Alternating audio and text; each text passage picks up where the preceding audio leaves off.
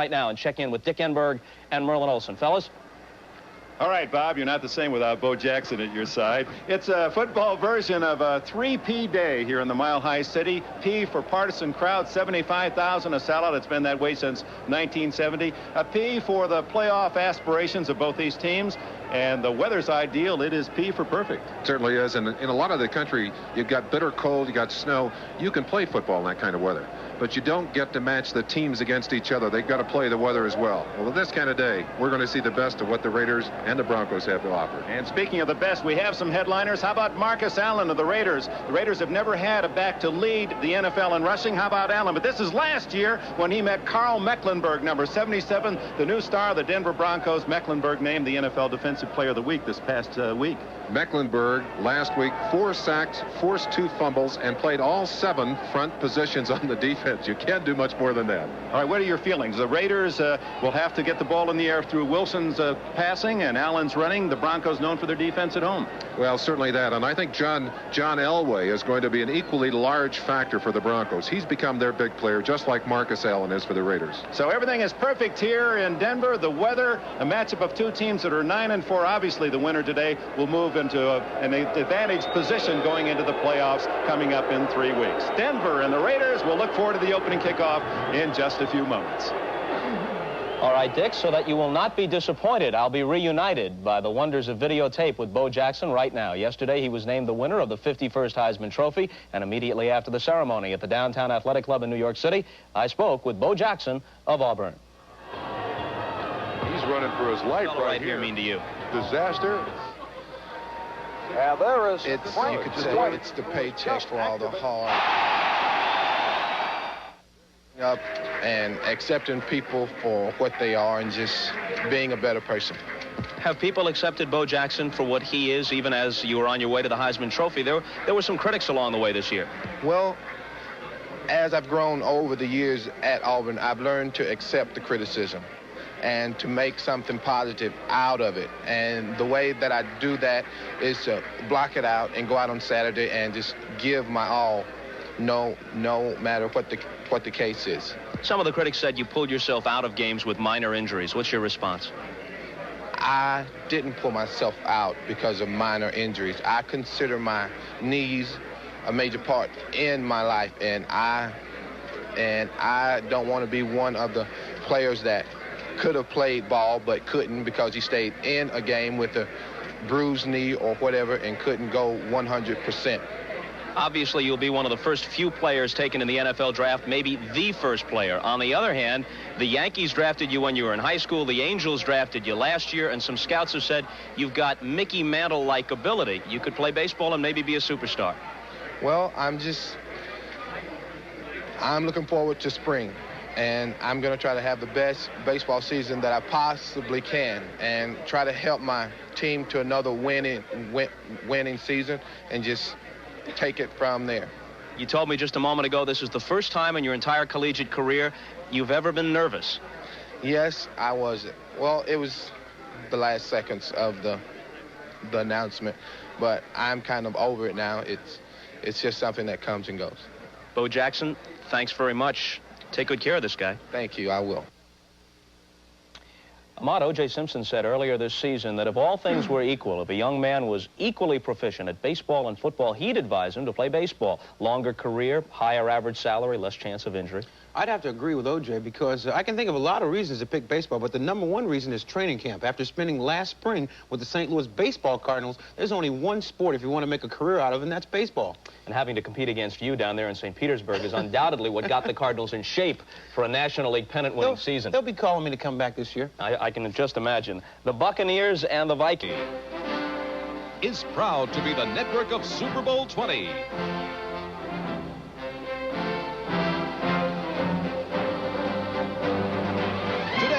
From Mile High Stadium in Denver, Colorado, it's the Los Angeles Raiders versus the Denver Broncos. Brought to you by Ford and your local Ford dealer. Have you driven a Ford lately? By Radio Shack, your Christmas electronics store. And by Budweiser, Beechwood aged for that clean, crisp taste. This Bud's for you. It's a battle for first place in the AFC West. The Broncos and the Raiders are both 9-4, and for Denver, the home field has been an advantage. Those 2 losses in 3 years, one by 3 points to Seattle, another by 4 this year to Miami. Dick Enberg with Merlin Olsen. Welcome. You can just feel the intensity in this Mile High City. Dick, this is a rivalry charged with bad feelings and bad blood. The other thing you hear talk of here is playoffs. Even with there are 3 games left in the season, players, coaches, fans alike are talking about this as a playoff game. You know what? They're right. Indeed they are. And they're getting ready for the kickoff. And the Raiders have won. The toss will receive first. The weather. We hear that it is snowing just 20 miles away from here, although the conditions at the moment here on the field are perfect. The last 4 meetings between these 3 teams, very, very close. 3 points or less. 2 of those games have gone to overtime. You saw Tom Flores on his sideline. There is Dan Reeves. Both of these men know the importance of this game today. The earlier game in the Coliseum in Los Angeles. Chris Barr missed the field goal late. It went into overtime, and then Barr kicked the field goal as the Raiders took the kickoff in the sudden death overtime and marched it in for a quick score by Barr. And therefore, they are 1 leg up on the Broncos, although both are 9-4. Carlos delivers a high end-over-end kick to Kenny King, and the Raiders will run it out. And that's good news for Denver. Carlos has not been kicking off well, and that time he roots it to the back line of the end zone. Mark Wilson will bring the offense of the Raiders on the field, and Wilson is 8-2 as a starter. He has Mose Barr at center, Hannah and Marvin at guards, Bruce Davis and Henry Lawrence at the tackles. Jesse Hester, the top draft pick of the Raiders, at 1 wide out, with Dokie Williams having a good year at the other. The leading receiver, tight end Todd Christensen. The leading rusher in the NFL, Marcus Allen, with Frank Hawkins, the blocker, behind Wilson. They start from the Raider 20.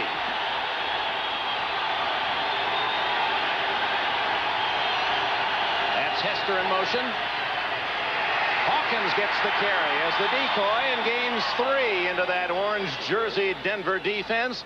And they're led today by Barney Chavis, the veteran from South Carolina State, who is playing in his 180th game as a Bronco. That's a Denver record, breaking the tie with Billy Thompson. Chavis there at 1 defensive end. Reuben Carter on the nose. Rulon Jones, tough pass rusher. Tom Jackson, Steve Busick, Carl Mecklenburg, Jim Ryan, the linebackers. Harden and Wright at the corners. Foley and Smith at safety. 2nd and 7.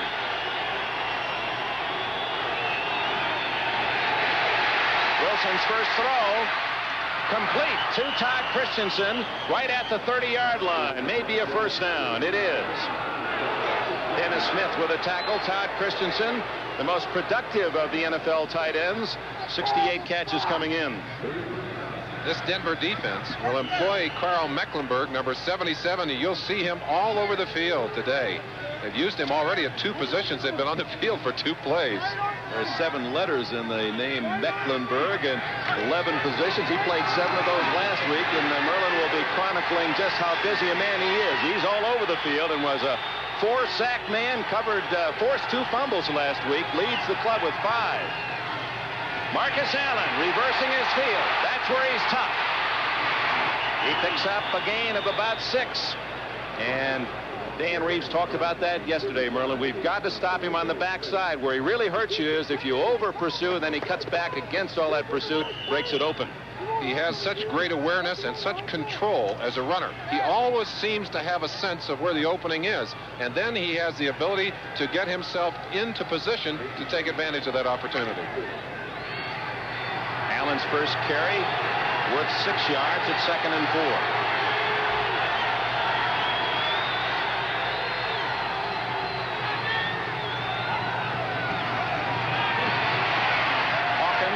To the 39, where it'll be 3rd and 1. Steve Busick in the middle of the Denver defense with a tackle.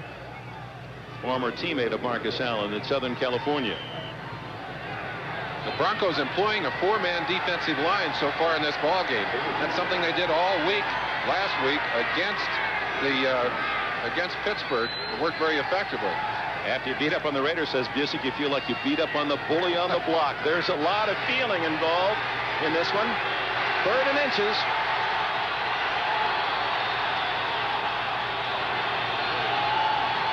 Fumble! And Wilson covers it, but that will deny the Raiders a first down, and the fans love it.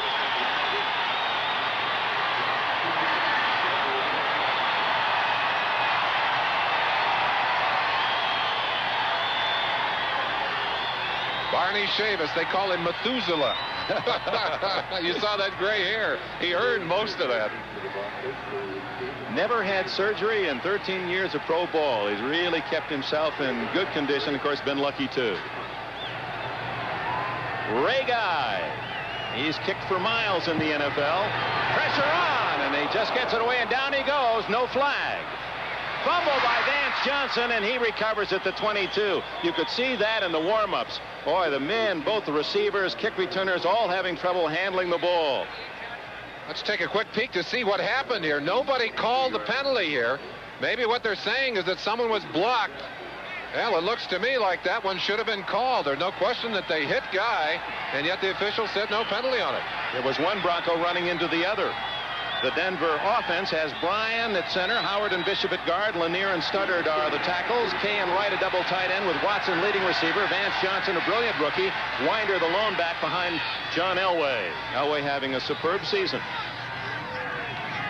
It's Winder.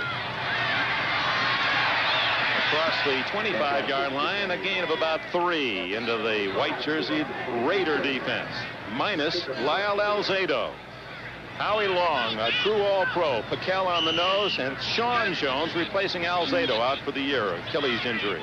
Van Pelt, Millen, McKenzie the rookie, Martin the leading tackler at the linebacking posts, Hayes and Haynes, that troublesome corner pair. McElroy's been out for 2 weeks, returns at safety.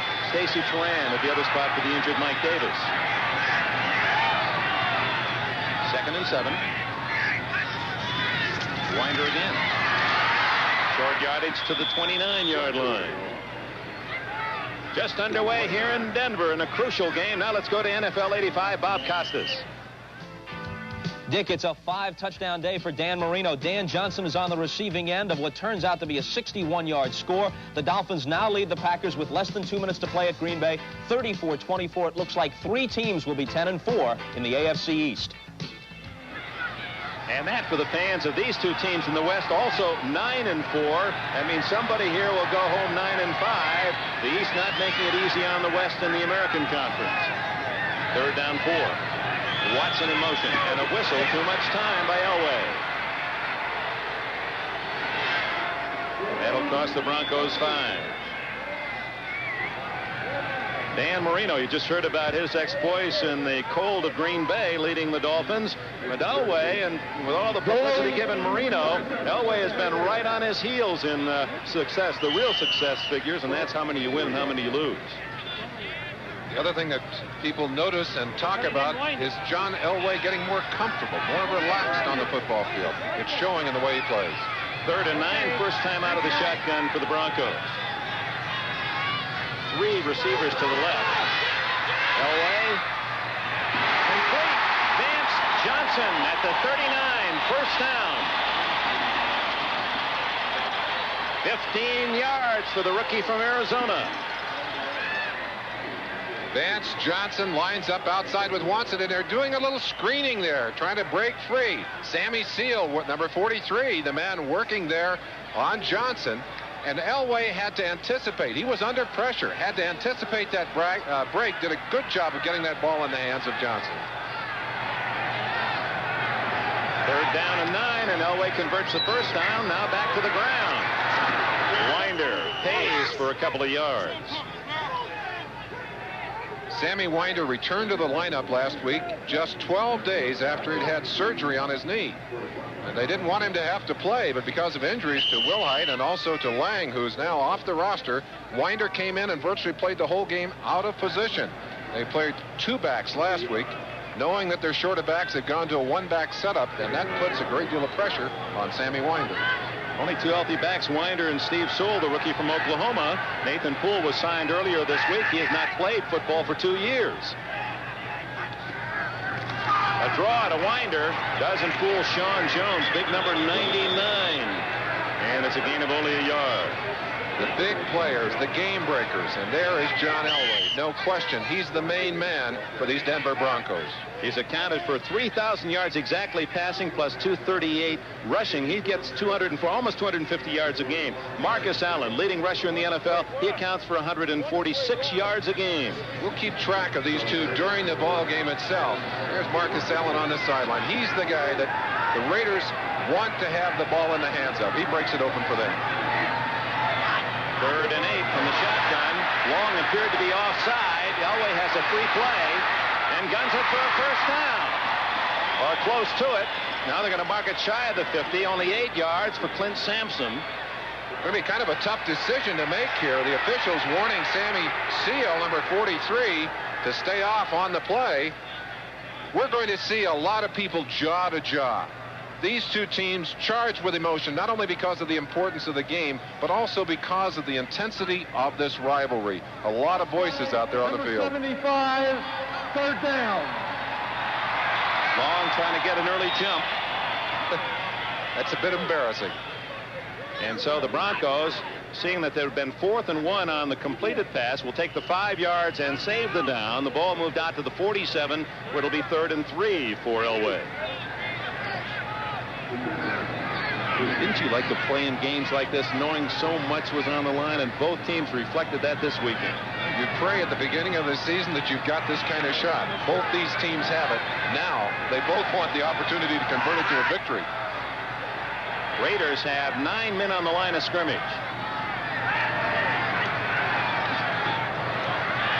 Elway's going to scramble. He's the leading rusher among quarterbacks in the NFL, and he struggles to a first down.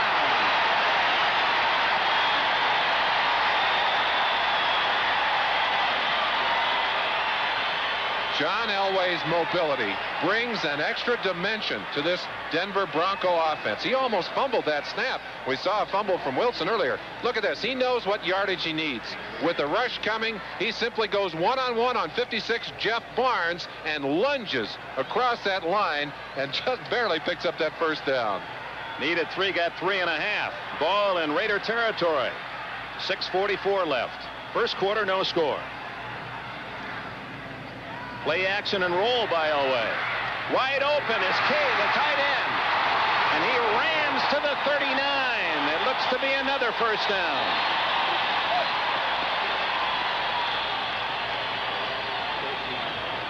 They may have to measure for this one. No, says Fred Ryan. It is a first down. The Bears win their 13th, 17-10 over the Colts. Many of you saw that game earlier here on NBC. New England goes to 10-4. Washington, a struggle, wins at Philadelphia. Other finals, Cincinnati, and the biggest surprise of the day, bombing Dallas. And St. Louis has defeated New Orleans. We'll give you that other score in a moment. It's first down, Denver. Winder. And the Broncos aren't getting much on the ground against that Raider defense. Give Winder a short 4. One of the reasons that they continue to run, and you might ask, well, they're doing so much better in the air, why do they continue to run? They want to force the Raiders to prepare to stop the run, even though it has not been highly effective.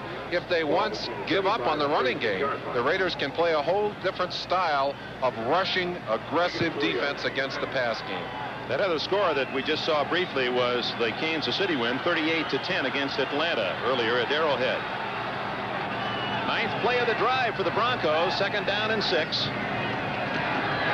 Under pressure, Elway clears it out to Watson, who pays at the 34. We welcome those of you who have seen the Miami Dolphins and Green Bay Packers here on NBC. Dick Enberg and Merlin Olsen. Mile High Stadium sold out as it has been since 1970. The Raiders and Denver no score. The Raiders unable to move the ball. A fumble by Wilson on a snap. They had to kick it to the Broncos, who have driven from their own 23 to the Raider 33 with 4 minutes and 45 seconds remaining in a scoreless first quarter. This is 3rd and 4.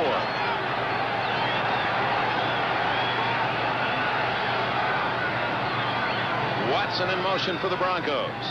Two teams tied for first, 9-4 in the West. Elway guns it complete to Kay at the 23-yard line.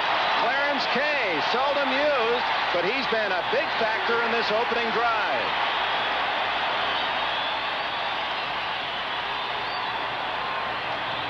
You'll be able to see from the end zone what John Elway will see as this play develops. He's got Watson across, or Kay across in motion. He's under pressure here. Right at the last second, you'll get a chance to see him turn it loose here. He sees Clarence Kay coming open there. Boy, that's a fine job of quarterbacking. Another first down for Elway and the Broncos. The draw to Winder trying to get outside, and a good hit by Rod Martin. Martin from Southern California, a Pro Bowler, leads the Raiders in tackles again this year. That was a good play defensively. Winder had about 10 yards to the outside.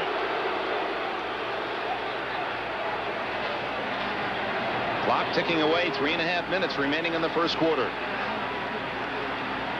And it becomes cloudy, a beautiful day. Sunny and in the 30s at kickoff time. Very comfortable, but as we told you, there is snow 20 miles away to the west. As the temperature drops, it's plenty cold enough to snow here, and we could well have snow before this day is out. Elway is 4 for 4 passing as he sets up shop 2nd and 9. Going for it all. Sewell incomplete. Broken up by James Davis, number 45.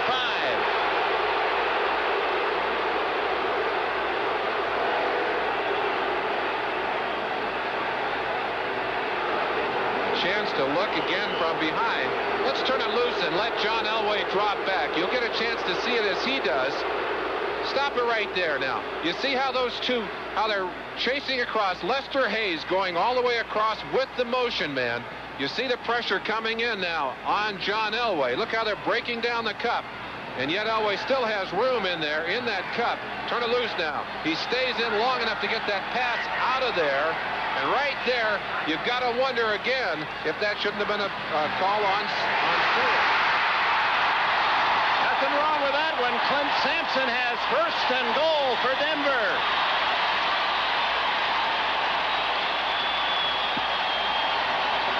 And Elway is 4 for 4, converting 3rd downs on this drive.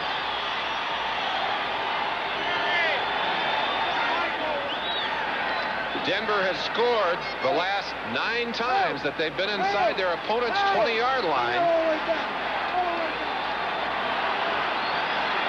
And they were perfect against the Raiders in the earlier meeting, although they lost in overtime in Los Angeles. It's 1st and goal.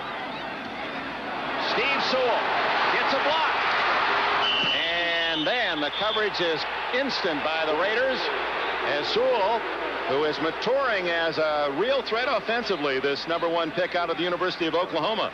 Credit penetration by number 55, Matt Millen, who did not make the tackle, but got deep enough to kind of mess up Sewell's route on that. That's a little misdirection play, and Millen able to bounce his legs a little bit, slow him up. That made it impossible to do more than gain a couple of yards. This is the 15th play of this first drive of the Broncos. 1:43 left in the quarter.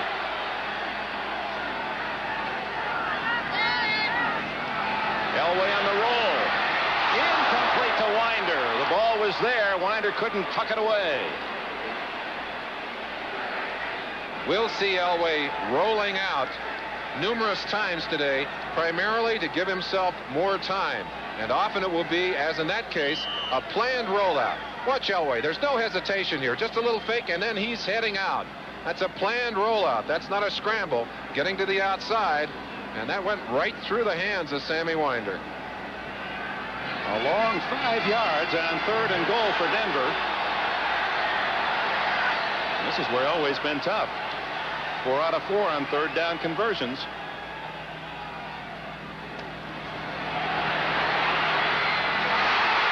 Is he in the end zone? No signal yet. Yes, touchdown Denver. James Wright. His first of the entire season.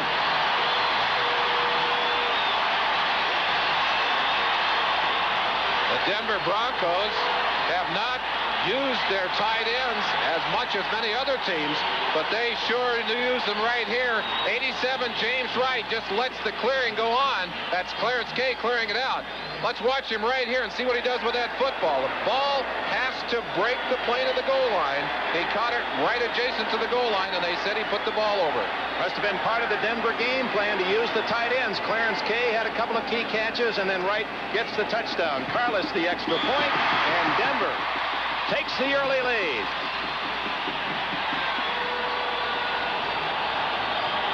So with a minute and a half left in the first quarter, Denver leads. Let's go to NFL 85. Dick, perhaps the most surprising score of the day in Cincinnati. 3 touchdown passes for Boomer Esiason. This 58-yard beauty to Chris Collinsworth. The Bengals clobbered Dallas 50-24, and everybody celebrates, including these dignified fans. The touchdown again, right on the goal line. You'll see Elway again just dropping back, and on the right-hand side of your picture, you'll get a feeling for what's happening here. The blitz is on. Look at that. They're coming in over the top. Stacy Turan jumping up in front of him, but Elway was able to get that ball off, and then James Wright able to fight that ball over the goal line.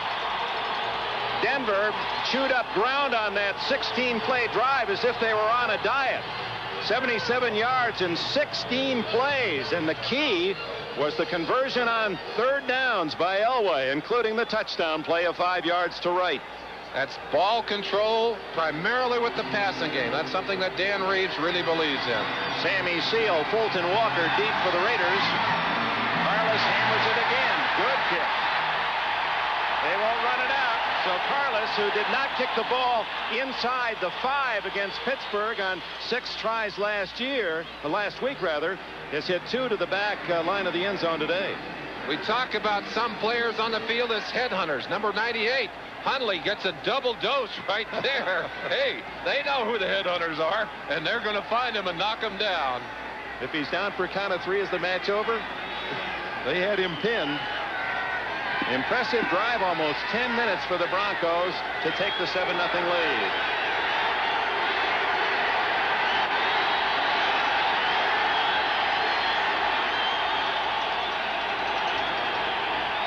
Allen.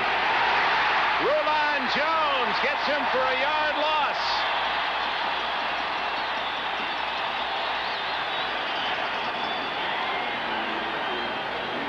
Penetration by number 77, Carl Mecklenburg. You'll see it right here. He breaks inside. Mecklenburg forces Allen then to go outside, and there's the tackle. We welcome those of you who have seen the New York Jets and Buffalo Bills here in Denver. With a minute remaining in the first quarter, Denver leads the Raiders 7-0 in a battle for first place in the West.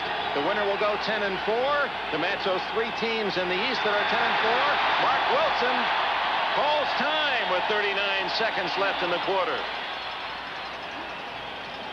So from Denver in this noisy sellout crowd of 75,000, less than a minute remaining first period. A fervent partisan crowd. The Broncos and the Raiders, so much importance on this game with only 2 remaining. 2nd and 11. Williams in motion. Good protection. Is it incidental? Yes. No penalty flag down as Hester became entangled with Steve Wilson.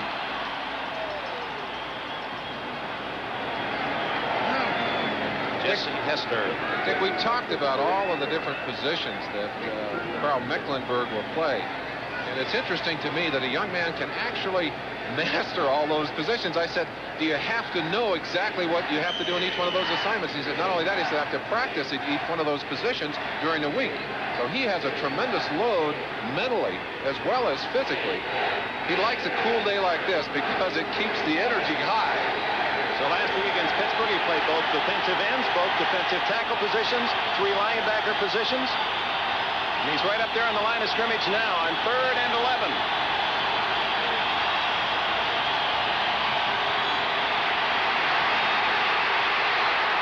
Deep and open is Christensen, and he drops the ball. He had to make the turn. He was looking for the ball inside, had to turn outside. For a moment, that had touchdown written on it. Todd Christensen is usually employed as a short receiver. Well, they send him long here. Dennis Smith, 49, working one-on-one. You see Christensen using his shoulder to ward away Smith. Smith still able to get there, but that ball over his head, and Christensen simply could not handle it.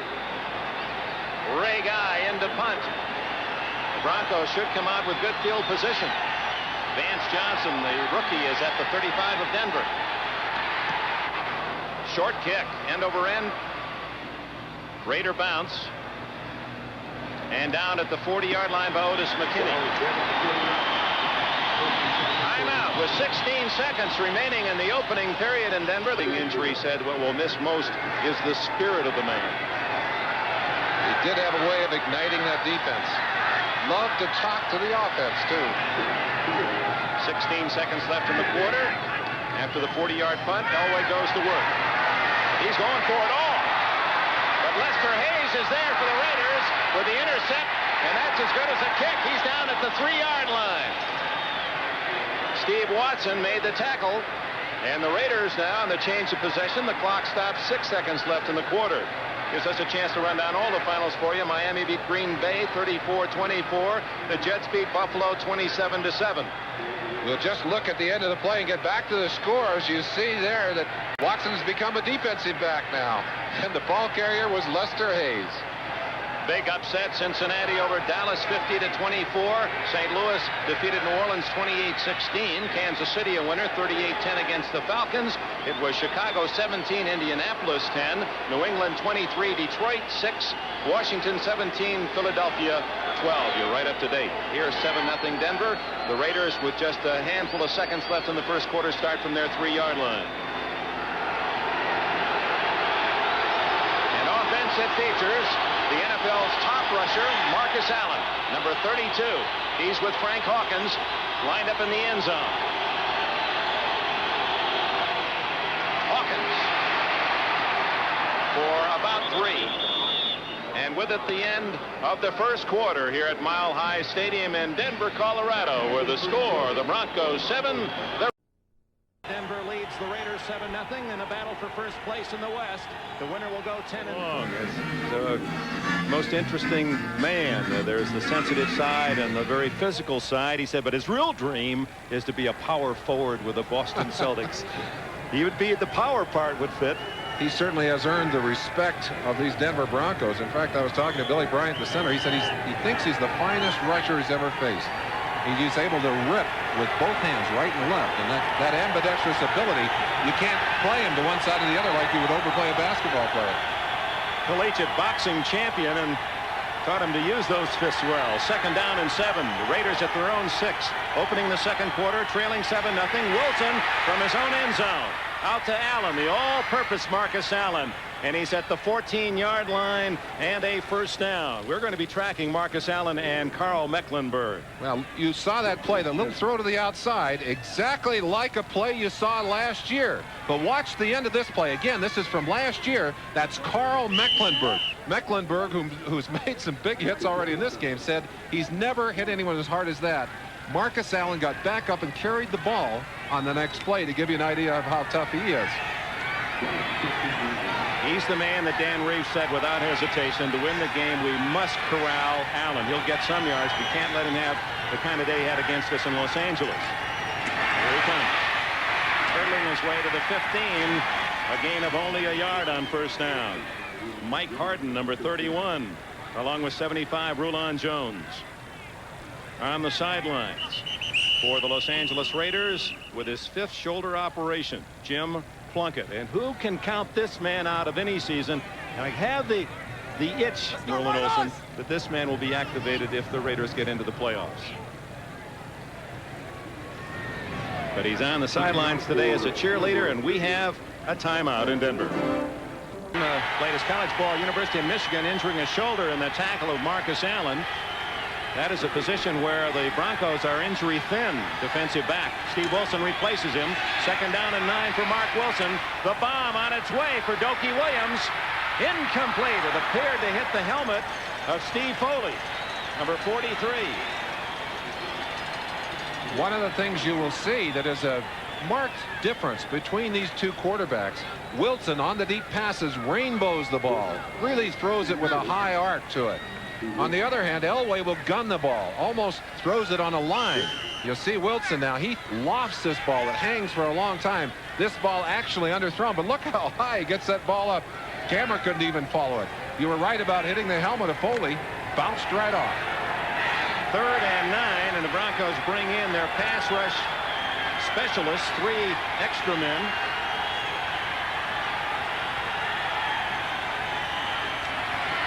And it's Marcus Allen. And a flag goes down as Allen is out of bounds at the 24. That would be very close to a first down, but we may have an illegal block against the Raiders. I think it was Jesse Hester who did some holding on that play.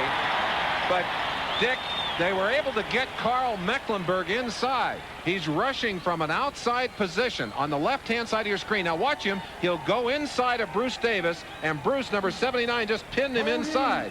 Number 80. Jones coming from the outside. They were able to, Marcus just slipped inside of the two of them, and there was the hold. You saw the flag coming right there. Number 45, Wilson, being held by Jesse Hester, number 84. That may have cost a first down for the Raiders because Allen appeared to have the 24-yard line. That would have been good enough. Instead, it'll be 3rd down and 13. While the Broncos have been perfect on 3rd down, 5 for 5 in this game. The Raiders thus far are 0 for 2.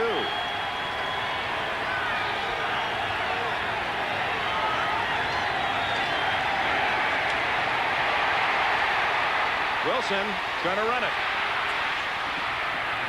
And he steps out at the 22, short of the first down. 12 yards on the scramble by Mark Wilson, but not enough for first down yardage. Dennis Smith and Andre Townsend making the hit. Mark Wilson is a good athlete, and he's not afraid to run the football. He, at times, is not as aware in that pocket as you like a quarterback to be, but he has run for a 4-yard average on the year and made well over that. Almost a first down, but couldn't quite pick it up. Ray Guy comes in to punt for the Raiders, who have been very tough in allowing yardage on punt returns. Much of that due to coverage, but mostly the strong leg of Guy who roots it so high. This one's a little short. Vance Johnson at the 38 with a fair catch, and the Broncos with a lead have the ball again in good field position. We played just over a minute of the second quarter, a 40-yard punt. By Coors and Coors Light, beers with a difference worth tasting. And by Curtis Mathis, a little more expensive but worth it. Well, that's what Steve Sewell could say. A little more expensive but worth it to be in there for the Broncos, and he was unable to dent that Raider defense for much other than a couple of yards. Let's check on some other action in the NFL. Late games, Cleveland and Seattle, both teams with hopes for the playoffs, tied at 3 in the second. The Giants jump out to a 2-touchdown lead at the Astrodome. They had to be buoyed by that Dallas score, and it's Minnesota leading Tampa Bay 6-0. 2nd and 8. Denver leads here 7-0 early second quarter. Draw play to Sewell. He's got the speed to get outside, and that excites Denver fans. He picks up about 6 on that carry before Jeff Barnes can make the hit. His teammates have been calling him Smiley, a rookie who is really starting to have an impact on this Denver offense. And you see the burst of speed right there as he gets out of sight of Greg Townsend, number 93. Finally pulled down by Barnes, number 56. It'll be 3rd and just a little over a yard here for Elway and the Bronco offense. This is where Elway has been perfect in the game, 5 for 5.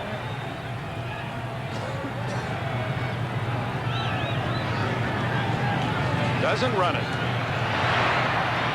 It's intercepted by the Raiders. Mike Haynes at the 50-yard line under pressure. Elway threw it away, but right into the arms of the veteran Haynes as we have some push and shove. And that was only a matter of time. The fuse has been lit since the Raiders came to town.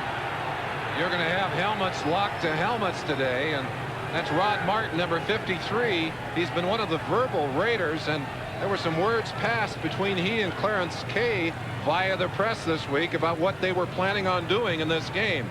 Martin, of course, known for his big plays, and Tom Flores wanted to keep his team from getting too high emotionally. He said, you got to play this kind of game like a shark. No emotion, just get the job done. And I think his concern early in the week was keeping his players ready for the game itself, not letting them burn themselves out. You're saying they were ready this morning. We'll get that story right after this play. Raiders' best field position of the game on Haynes' second pass interception of the season. Typical of the Raiders, they come right out looking for something big after the turnover. What hit on Hester, Steve Wilson, and a flag is down, and we may have roughing the passer. Yes, Rulon Jones hit Wilson late. That hit by Steve Wilson was clean and not a penalty, but at the other end, Wilson was hit after he threw the ball by Rulon Jones. Costly mistake by Rulon. Roughing the passer, number 75, first down. Boy, I'd hate to be a wide receiver out there hanging up with my feet that far off the ground and knowing that I was going to do a spiral before I came to the ground. It's great training to become a professional wrestler, those body slams they take. Boy, I'll tell you. And that's this good field position for the first time today. The Broncos are down inside of Denver territory. The Raiders indeed with a first down just inside the Denver 35. Marcus. He's a marked man, but look at the way he peels back, and he has blockers. 35, 30, and he dives to the 25. That's exactly what the Broncos feared most, that they would converge on Allen with 11 men, and suddenly there'd be no one on the backside. The same kind of play that Allen broke for 61 yards and a touchdown in the earlier game between these two teams. They've got him. He's dead to rights. But the great backs turn that kind of play into a big play, a nothing play into a big play. You've got to have great speed to be able to make that play, and Marcus Allen can do it. 42% of the offense, the leading rusher in the NFL. The Raiders have never had a rushing champion in their years in Oakland and Los Angeles. Allen, with 3 games to go, has a good shot at it. Fighting Riggs and Payton for the honor. Frank Hawkins picks up the first down on 2nd and a yard. And the Raiders drive now close to that 20-yard line with 11 minutes, 15 seconds left in the half. When the Raiders' running game is working, they force Denver to play a different style of defense. The Denver defensive backs and linebackers must be much more conscious of that run and therefore are more vulnerable to the pass. They would love to be able to shut down the run and then just play the passing game.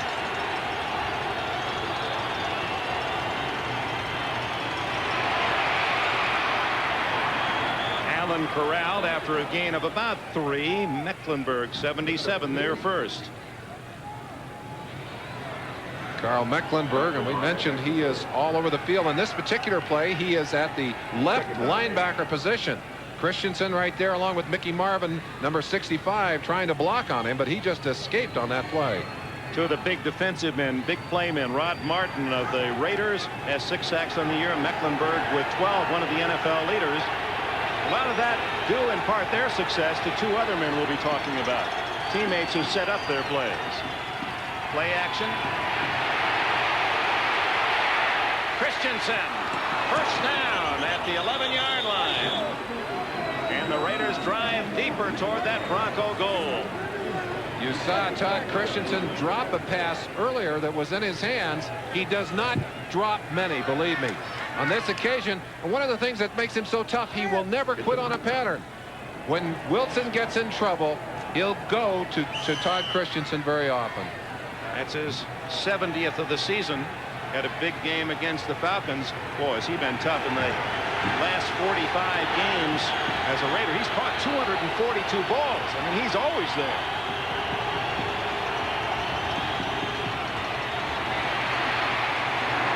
Allen into the teeth of the defense for about 3.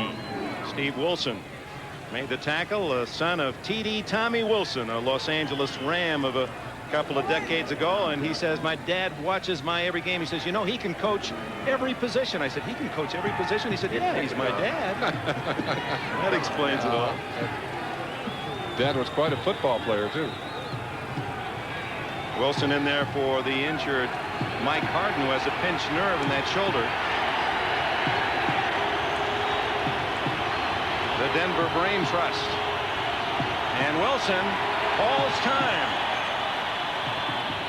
He either was running out of time or didn't like the play called for the defensive set. So with 8:41 left, it's still Denver by 7. Well, I was worried that we'd need a bigger booth today because you went skiing for the first time last weekend, and we were afraid we might have a cast on one of these lakes. You came here to Colorado. Was it fun? Hey, when I came back to Vail, and the first time they put up one, I thought I was #1. They said you're in one piece. The betting was against that. America I'm converted. I'm converted. Well, great. Feels cold enough to ski today, believe me, and I think somewhere they're doing a lot of it here in Colorado today. Well, the Raiders trying to ski or skate into the end zone. You see, they've already spent 2 of their first half timeouts. Close inside the 9-yard line. Both timeouts because of Wilson's problems of getting the ball off on time. He's at the noisy end, the closed end of the stadium. That one's going to be out of play. Well covered was Marcus Allen. You might even say that Wilson and the Raiders are at the snowball end of Mile High Stadium. What's that on his wrist? That's a list of plays. Now, the system that the Raiders use to get their plays onto the field is a signaling system that is keyed to plays that are listed on that wristband. You see him glancing right there at the wristband, and they'll signal a number out to him. He is responsible then for calling formation and play. There's a close-up of that wristband. You can see there's quite a list of plays on there, so they key them by series and tell him what they want him to call. So those are numbered 1 through, say, 40, and they'll say, okay, play 33, and it's written right there on that band. On 3rd and 7, intercepted by Dennis Smith. He's going to run it out. Smith has great speed. He's all the way to the 40-yard line, out of bounds at the 38, and what a turnover for Denver.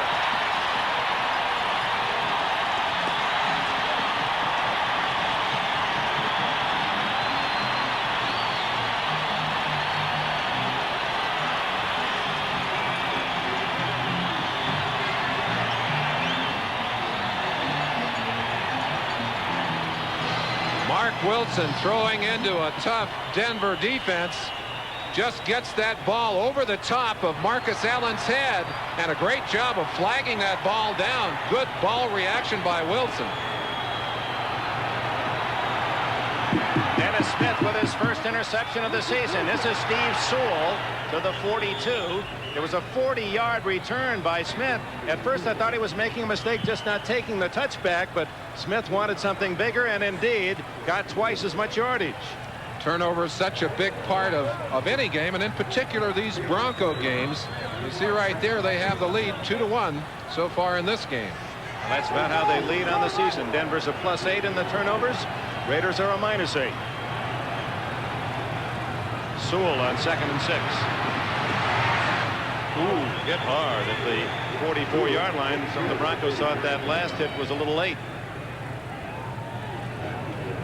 They liked Sewell when they drafted him out of Oklahoma because he reminded the Bronco scouts of Marcus Allen. His size, his speed, his ability to catch the ball. Didn't have the same kind of credentials as Marcus, a Heisman winner.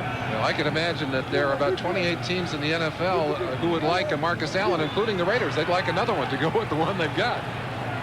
3rd and 3.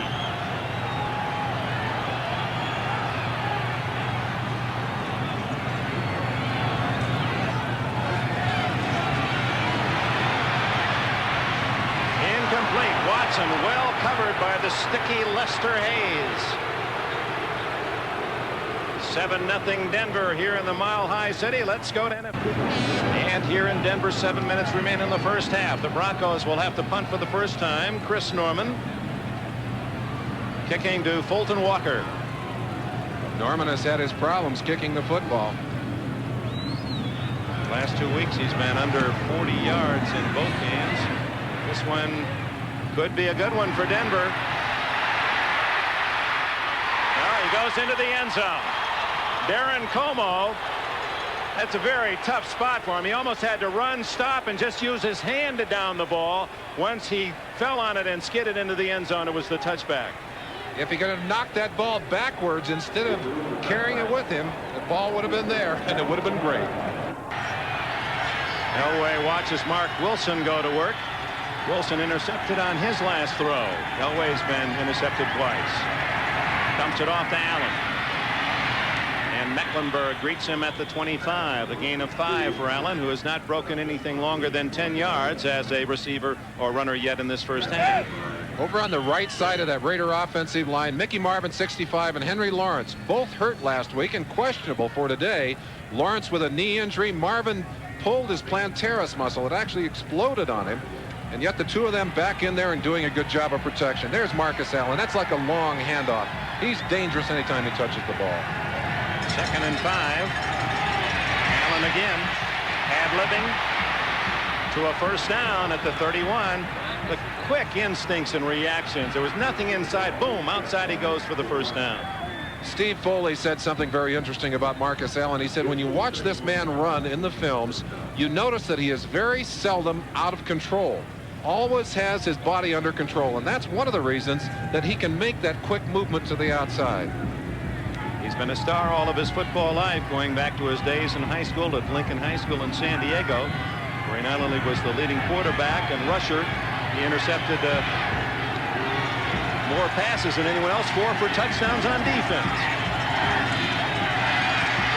Wilson with an isolate. Hester is behind Wilson and can't come up with the ball. And it appeared he took a bump or two in the process. No flag. I don't think there's any question about the fact that he was bumped. It looked like Steve Wilson using his elbow on Hester on that play. The official, for whatever reason, deciding to ignore it. Wilson gets that high, lofted pass again. Seems to be up there forever. And right at the end, and I think we really missed the bumping that we were talking about. But Wilson did a great job of stripping the arms down, and that's what a good defensive back will do. Jerk those arms down so that the receiver cannot control the football. From Howard University in the nation's capital, a long shot, a free agent spotted by Dallas, and now making his home comfortably in that Denver secondary. 2nd and 10. Again going long. Louis Wright intercepts for Denver.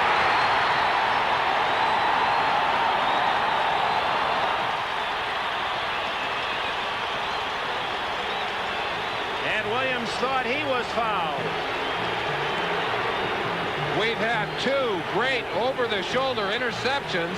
One earlier by Lester Hayes for the Raiders, and this one, of course, by Louis Wright. Man-for-man coverage on Dokie Williams. Again, Wright using more than the 5-yard area, but watch him as he becomes the receiver and Dokie Williams becomes the defensive back. Yeah, coaches talk about it all the time. Don't leave the ball on the ground. The turnover, how important it is. The Raiders, despite the -8, is there any other team that can come back from that minus column and be such a solid winning club as the Raiders? Doesn't seem to bother them. The Broncos are a +8. And that stays that way because there have been 4 interceptions today, 2 on each side. From his 29. And action before the snap was Sean Jones drawn offside. Dave Studdard, the tackle for Denver. Talking about that turnover number, we'll let the official. Number 70, first down. That -8 that you showed us there rings a bell, because I think several years ago, when the Raiders won the Super Bowl, they went into the playoffs with a -8 in the turnover column. And as you said, there are very few teams able to overcome that kind of negative numbers. The Raiders very little concerned about statistics and averages.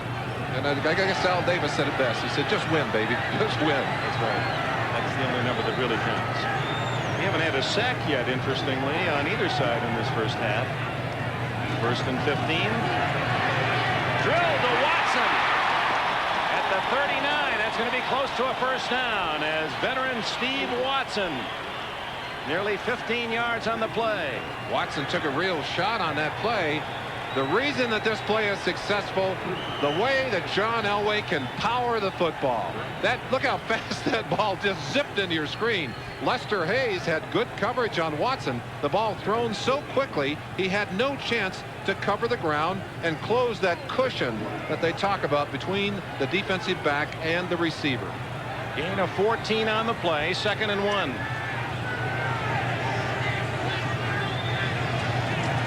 Winder. Not much, but enough for the first down at the 40-yard line. Sean Jones from Northeastern of Boston made the tackle. Clock running, 4:22 left in the first half. You feel the energy kind of oozing out of this crowd. They love their Broncos here, and they're an enthusiastic crowd. The only thing I think that keeps this from being the noisiest stadium in all of football is the fact that it's outdoors, and there's a place for the noise to go. You get down that closed end, it's tough, but it's open down to the right as you view it from our vantage point. First down, Denver leading 7-0, less than 4 minutes remaining in the first half. Away from Howie, long, and then the throw to the wide open Butch Johnson, and a flag down against whom in the secondary. Lester Hayes saying it's offensive interference on Butch Johnson. He was on the ground. Johnson, who has not played much in the last month, Hance Johnson, the rookie, has taken his spot. And it is against called. him. It is called on Butch Johnson. You'll see it at the end of the play. Now he drives Lester off, and right here he'll use his shoulder on him and just push him away. You see the arm and the shoulder right there. And of course, the defender is entitled to the room he has as well. Lester Hayes, John Goose Gooden, using a couple of baseball names. Elway's slider comes in at about 105 miles an hour. Well, that was a good read on that last throw to Watson. Remember, he drilled a Goose Gooden goodie, and Hayes just not, although within a step of Watson, couldn't get there to close in and knock the pass away. That offensive penalty makes it 1st and 20. Little reverse to Sewell. Van McElroy and James Davis with a tackle at around the 36.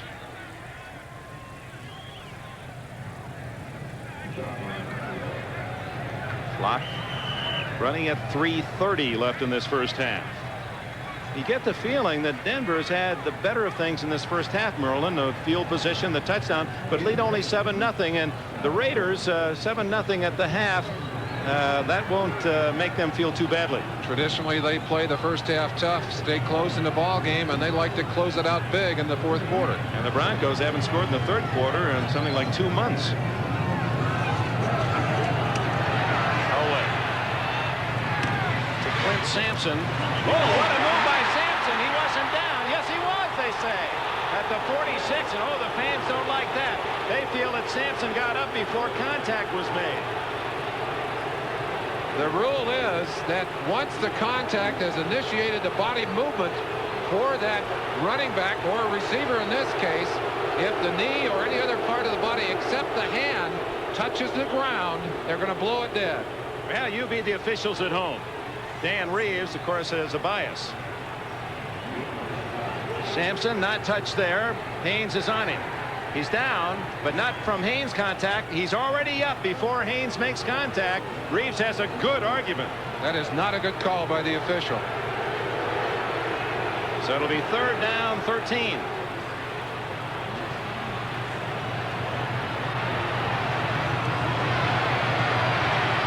Elway, good protection. Drills to Watson. 1st down.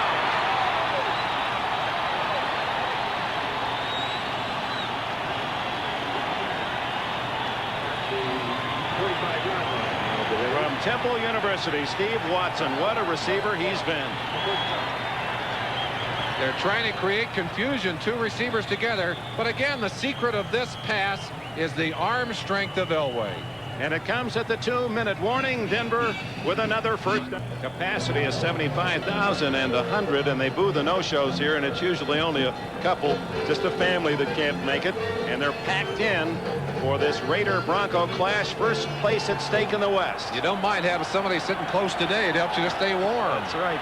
Temperatures down at the freezing mark. Denver leading 7-0. 2 minutes left in the half. First down after that 15-yard throw from Elway to Watson. Sewell on a quick hitter, short yardage, a gain of maybe 1. John Jones, number 99, knifing in from the outside. They had a little stunt called in the defensive line, and Jones just exploded inside to stop that draw. Sometimes you make a good call defensively. Well, here you see him just moving inside. Being chased by Townsend. Now the throw, and the flag is thrown. It was intended for Sewell. It appeared to be James Davis, 45, who ran into him. McElroy, whose father is a minister, verbally trying to offer some assistance. Pass interference, number 45, 1st down. But Davis is simmed. I think James Davis just lost the football, didn't know where it was, and in his eagerness to cover his receiver, bumped him while that ball was hanging in the air. Here's the play right at the end, and of course Davis driving right over the top of the receiver. The officials, 2 of them on the scene, both threw the yellow flags. That's a case where just looking back at the quarterback wasn't good enough. A big play for the Broncos with 1:35 remaining in the first half.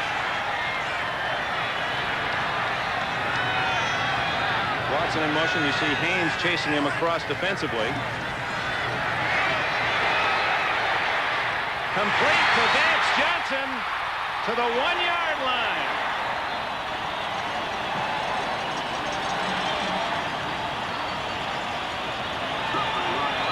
Boy, the speed of this young man, the rookie from Arizona, has really built that offense for Denver. Watch from the right side of your screen. You'll see Watson coming into this position and Mike Haynes coming here. They're both going to work all the way across the field together. The defensive back will track with the receiver all the way across the field, working his way through traffic. Now you see Elway going back. They get the receiver all the way across, and you see the pattern underneath, and that's just pure speed right there. First and goal at the 1 as the Broncos try to go up 14-0 at the half. Sewell loses a yard. Good defensive play by Stacy Turan, a Notre Dame star playing in Mike Davis's strong safety spot. Turan, a heads-up play as he knifed in from behind the play. Excellent speed. Time called by Denver with 33 seconds left before the intermission. Just outside the Raider 1-yard line. 7-0. The Broncos lead, scoring on their very first drive of the game. A 10-minute drive consuming 16 plays, 77 yards. Elway, the tight end James Wright. Wright's only touchdown of this entire year. That's the scoring summary for this first half. Almost the toughest possible situation for a defense with a first down just inside the 2-yard line. The Raiders have managed to stop the Broncos on the first down. They made nothing on that play. Now it's 2nd and goal. You see Flores, he's concerned. 7 points did not concern him as much as 14 would going in at the half.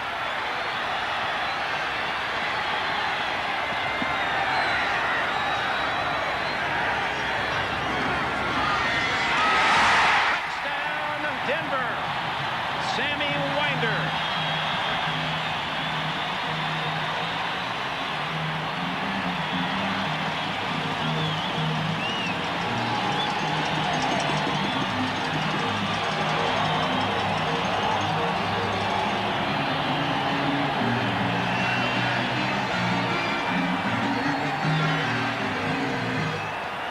Broncos use big number 87, James Wright, to come in and trap on that play, and we'll have some replays for you after Rich Carlos gets a chance for the extra point. Denver's barefooted specialist. Bad snap, but a good recovery by Kubiak, the backup quarterback, and it's 14-0. It all started with Louis Wright's interception back at the Denver 29. Chance to look close up on this play, and you'll see number 87, Louis Wright, coming in right there from the outside of your screen as a trap blocker, and he was able to make a little bit of room in there. Sammy Winder diving inside. Inside, they're having trouble controlling on the line. Howie is driving inside 75. Howie Long got a hand on him. Sean Jones, 99 from the other side, but inside they were able to find enough room for Sammy Winder. Former star at Southern Mississippi. Hardly Southern here in the Rocky Mountain High at Denver. And a good inside look at the pile of bodies as Winder found a crack as they ran to what used to be Lyle Alzado's side.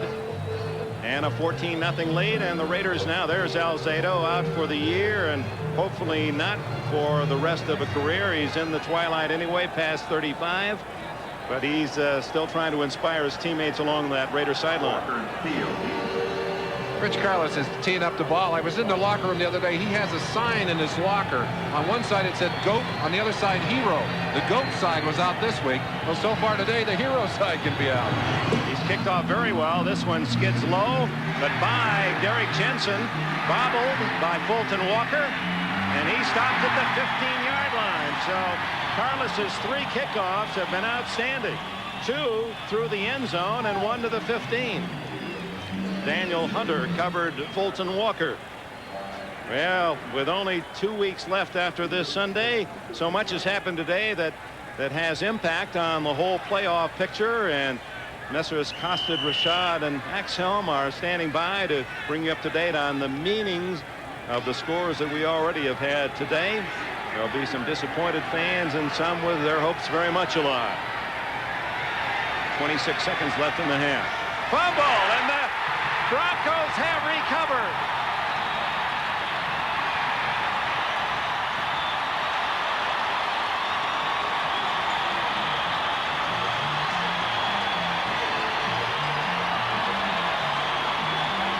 That's twice today that Mark Wilson has come out from underneath Don Mosbar as center without the football.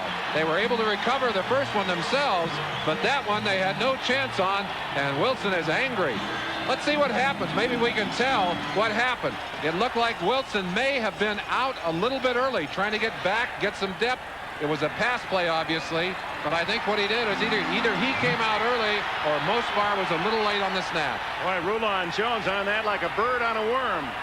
Elway and the Broncos now a chance to really blow this first half wide open with a 14-0 lead. 22 seconds left. Elway toward the end zone. Knocked away, but a flag is down. Both Kay and Steve Watson in the end zone, and Stacy Turan applauding as if it might be a Bronco penalty. It is. Second offensive interference penalty of the day, and that's very unusual to see that many. Look right into the eyes of John Elway, and I think if that ball had been allowed to go through by Clarence Kay, that it might have been caught by Watson, although Lester Hayes was all over Steve Watson. The penalty was on Kay, the man in the shorter position, but he was pushing on Lester Hayes was the call. A lot of teams now designing plays that, if they're not out-and-out picks, look like picks. You can't go through and knock those defenders off with receivers coming the other direction. Ball at the 23, first down and 20. The clock important, 18 seconds left. Raiders may have been offside. Flags are down. Elway on the scramble. Long in pursuit. Intercepted by 57. Jerry Robinson, the former Eagle. But it may not count. The clock is down to 3 seconds, but it appeared that the Raiders were offside. Not a good play by Elway. He has thrown the ball several times today, and they're going to, you're right, Dick, they're going to wave it back. They'll go back to the line of scrimmage, but Elway has tried to beat the sack today by throwing the ball away. He's been intercepted twice earlier in the game that way, and was intercepted there and saved by the offside penalty. Offside, number 71, first down. Bill Pickel, but there were a couple of Raiders that lurched offside. And with 3 seconds left, it would appear that the Broncos will go for the field goal. Carlos is in with a 5-yard penalty. The ball marked at the 18, which will make this about a 37-yard attempt. I mentioned the hero and GOAT side of Rich Carlos. One of these fans a little upset with his kicking over the past few weeks. Sent him an artificial leg, which he had in his locker. Well, I'm sure with the cold today, that foot is numb enough as it is. It's a 35-yard attempt. The fumble is worth nothing as he's wide to the left. And with it, the end of the first half, a little more debate on the line of scrimmage, but they'll untangle and head to their respective locker rooms. And the Los Angeles Raider defense, a tremendous play here and a tremendous series for them as they are able to deny the Broncos the touchdown or even the field goal. A little hugging going on. Well, that's Greg Townsend coming in. He didn't want to be called for the penalty. Now, not a good snap. We've seen 2 bad snaps by Keith Bishop so far today, and I think that made it difficult for Carlos to get the timing right. Carlos hooking to the left, and so the end of the first 30 minutes in the battle for first in the West. The Broncos lead 14-0. Interception in the end zone to deny them a chance at a touchdown. Big play was Rich Carlos missing a 35-yard field goal in the final play of the first half that would have given the Broncos a 2-touchdown plus lead. And now 30 minutes to go. One thing sure, you don't try an onside kick from down here on the 20-yard line. It would be the ultimate surprise, although Barr worked it magnificently against the Broncos in the first game at the Coliseum in L.A. He kicks off from the 20. Daniel Hunter and Vance Johnson are deep. Good driving kick. Boy, he drilled it out of there. All the way to the 8-yard line. Hunter. Jerry Robinson, an all-pro, playing on special teams with the Raiders, as he just can't get the job away from the rookie Reggie McKenzie. And what great special teams play by the Raiders as they lose 15 yards on the penalty and end up giving the ball to the Broncos, and there goes another flag in the air. There's another unsportsmanlike yellow flag, and Howie Long is the man, or no, it's Matt Millen debating with... I think they better get out of there. They might get another one. Fred Wyant, the referee. I have an unsportsmanlike number 56. That's against Jeff Barnes, his 56. So at the end of the half, 15 yards for unsportsmanlike, and that's how the second half begins for the Raiders. And they'll kick it over again, this time from their 5-yard line. No, they're going to mark it off there. I was going to say. They get it to them after the change of possession, so it does move that ball out. And where they were going to start on the 21, they now start just outside of the 35, out on the 37.5, 38-yard line. I thought we were going to see something I've never seen before, a kickoff from the 5-yard line. So the Broncos in excellent position at the 37. That's right in motion. And Winder, the solo running back, to the 41. Second down and 6.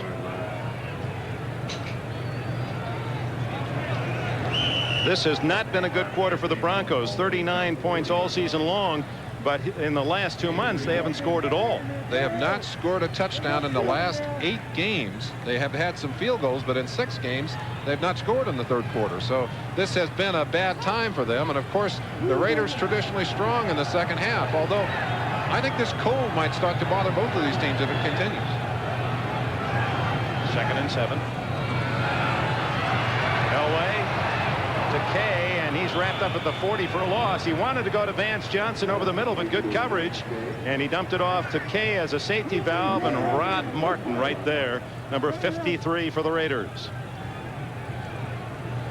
What a good player he is, and an inspiration for all you young players who are high school, college, not even 200 pounds. That was Martin's story. That's why he wasn't picked until the 12th round in '77. He was only a 200-pound linebacker.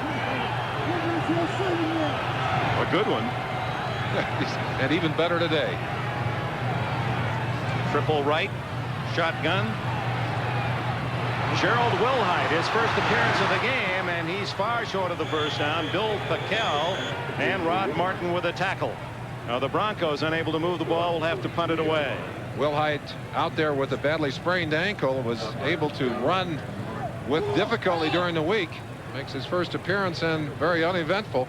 Little trickery going on. 3 wide receivers to the near side. They ran them all off and then tried to throw a little screen out here. Chris Norman, who punted only once in the first half, 55 yards, a ball that rolled into the end zone. So 35 net. Fulton Walker, the former Miami Dolphin, stands at the 22.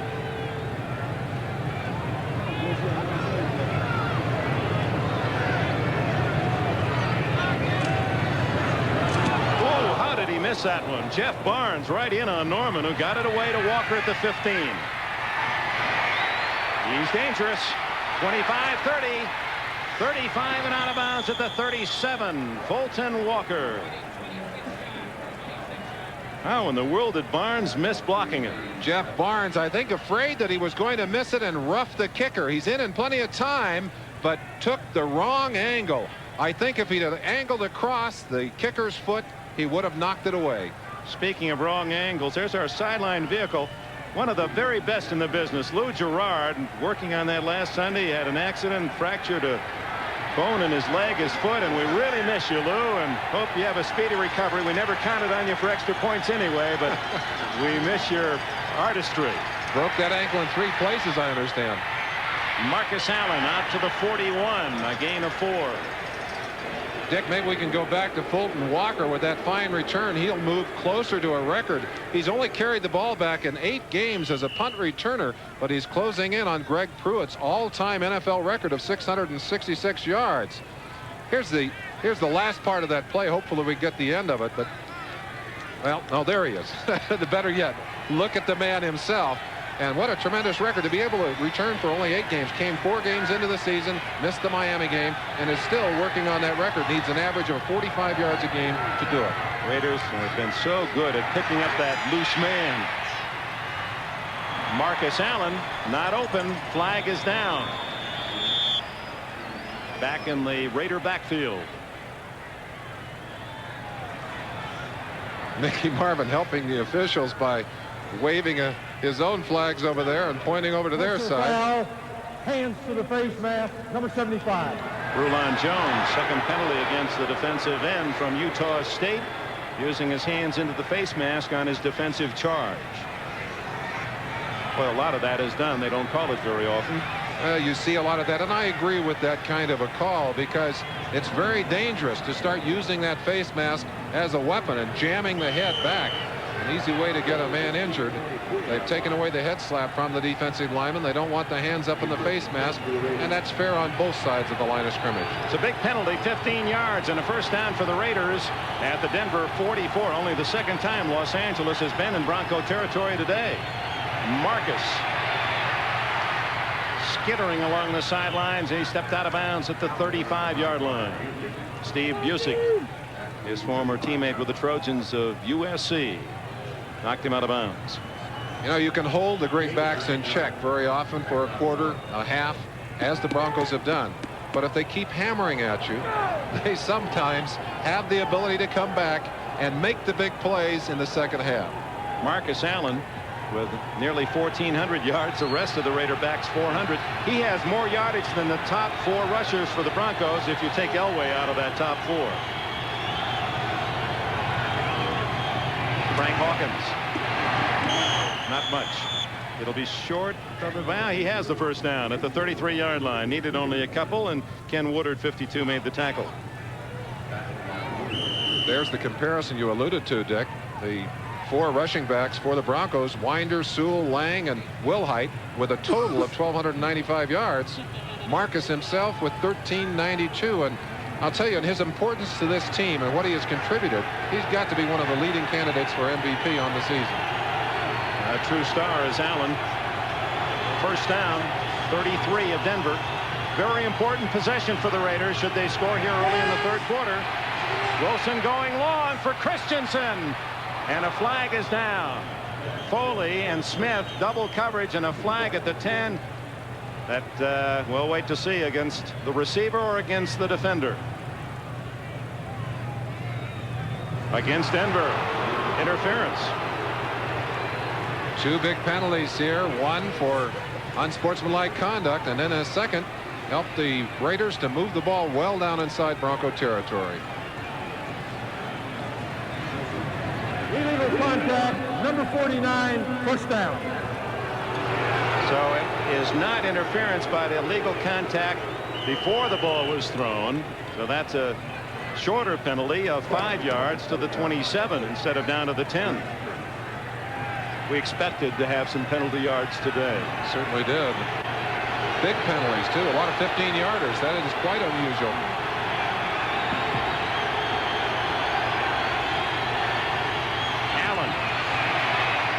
Blasting to the 20. Gain of about 6 more, maybe 7. And again, a little extra curricular action. Carl Mecklenburg finally with the stop of Marcus Allen. Normally rather sedate Reuben Carter, number 68, up nose to nose with number 65, Mickey Marvin. And tempers are short in a game like this that's emotionally charged because of its importance and also because of the ongoing animosity between these two teams. It's bound to happen.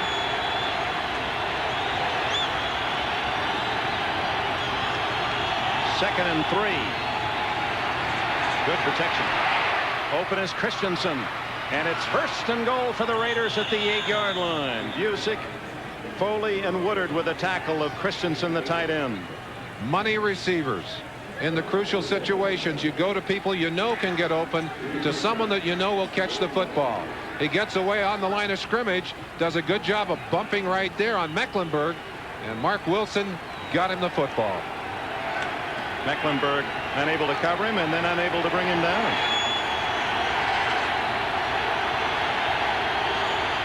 First and goal. Wilson working into the noisy end of Mile High Stadium. Oh, my. Allen appeared to have a touchdown to the outside, but lost his footing, and down he goes at the 3.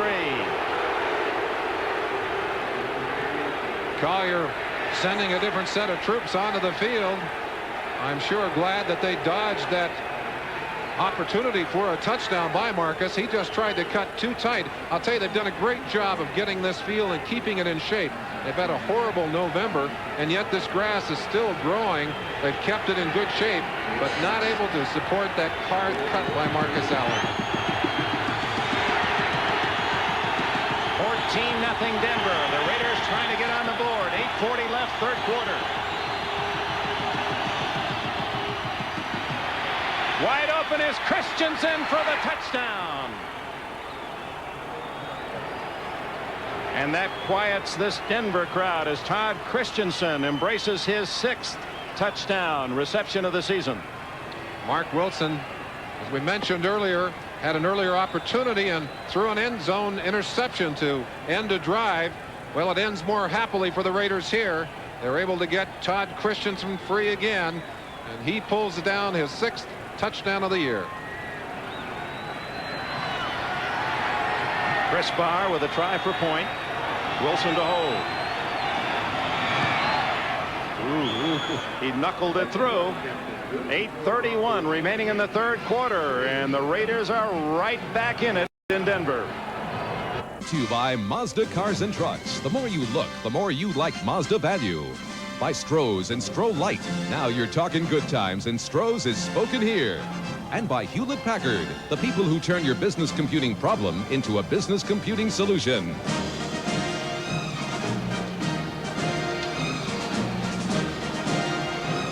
Dick Enberg with Merlin Olsen. Welcome back to Mile High Stadium in Denver. The Raiders have closed within 14-7, and Barr's kick sailing deep into the end zone, and Daniel Hunter will not run it out. First down, Broncos at their 20-yard line.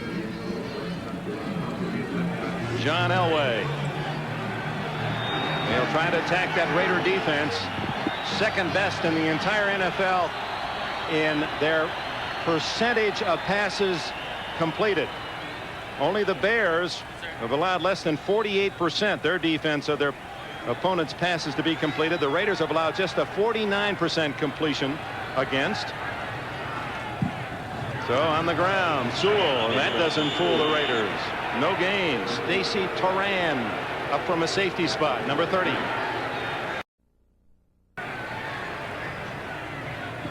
This has been the jinx quarter for the Denver Broncos. They've seen their lead melt from 14-0 to 14-7. 8 minutes left. First play of this drive does little to inspire optimism in this crowd. Vance Johnson way out to the right where Lester Hayes has him. And Elway rolls in that direction and goes long. It's a bad pass, and Hayes will intercept. Mike Haynes has his 2nd interception of the year. As the pass wobbled, Watson was deep, and that was a perfect chance for Mike Haynes, his 2nd of the game, 3rd of the year. Howie Long just about knocked himself out as he hit John Elway. He's still wobbling there. Elway trying to avoid the sack. Will feel the pressure coming from the backside. Howie Long, 75, will be coming into your picture, and Elway throws the ball and literally goes into his 3rd interception of the day by trying to avoid the sack. State Mike Haynes, 7 times a Pro Bowler, and he's had a good day today. Only 1 interception coming in and 2 against the Broncos this afternoon. 38 on his career. And it positions the Raiders down 14-7 at the Bronco 46-yard line. Oh, Mecklenburg. No, it isn't Mecklenburg. Simon Fletcher, 73, greeting Allen for a loss. He's one of the top picks, rookie picks of the Broncos out of the University of Houston.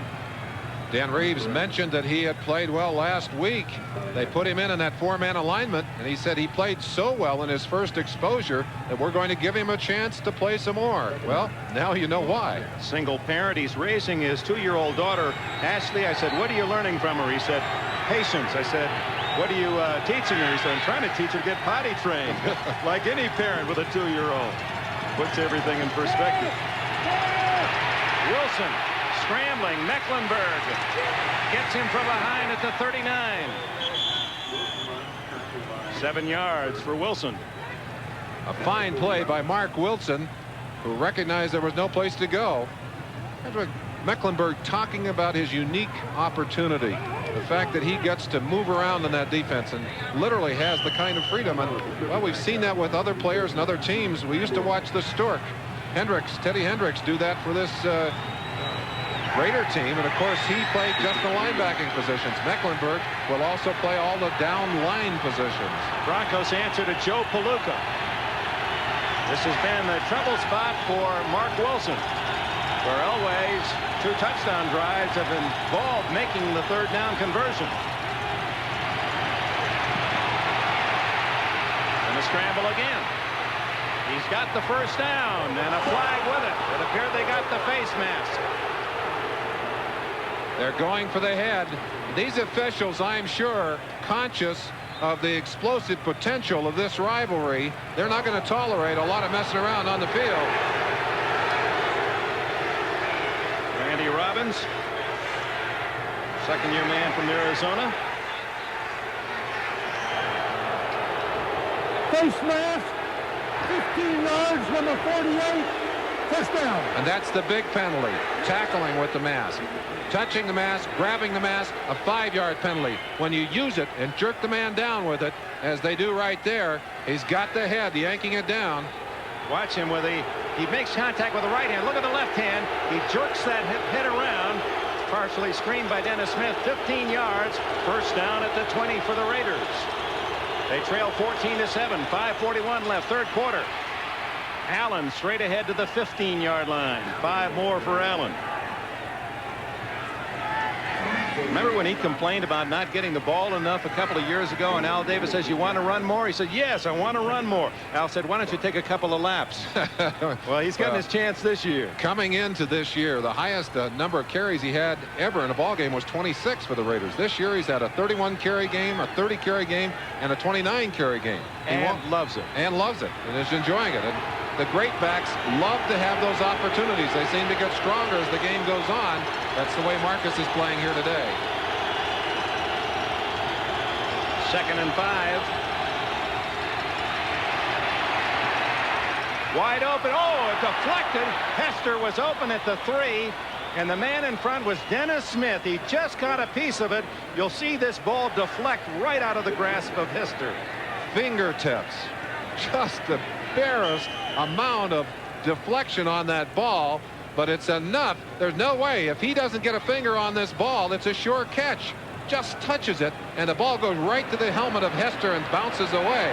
Was that a great play by Dennis Smith? He'd lost his footing going down and still had the presence to reach up and make the play. He made a great interception with that kind of ball reaction earlier in the game. In fact, it was he that stopped the touchdown drive in the 1st quarter. 3rd and 5. Allen, who else? 1st down, touchdown.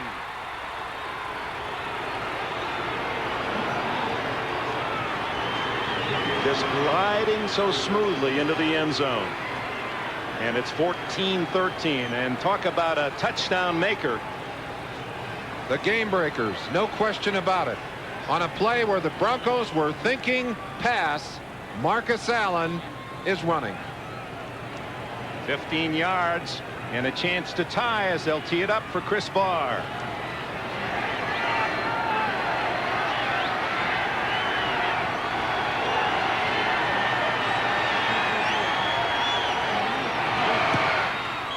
It's a new game after the interception by Mike Haynes at the Denver 46. Marcus Allen, 15 yards, a touchdown that ties it up. On the left, former Dallas Cowboys star Dan Reeves in his 5th year, already the winningest coach in Bronco history. Tom Flores, 20 years now in the silver and black as a player and a coach, his 7th year as head coach. It's 14 all. Johnson from the goal line. Ooh, is he hammered at the 16-yard line. A vicious hit. 47, Don Bessalou, a new acquisition by this Raider team, and Johnson almost did not get up off the ground. Marcus Allen A reprieve. 15 yards. Set up beautifully. Allen, following his blockers, saw the opening, and then it was history. What a nice block by 73 Charlie Hanna to spring him loose.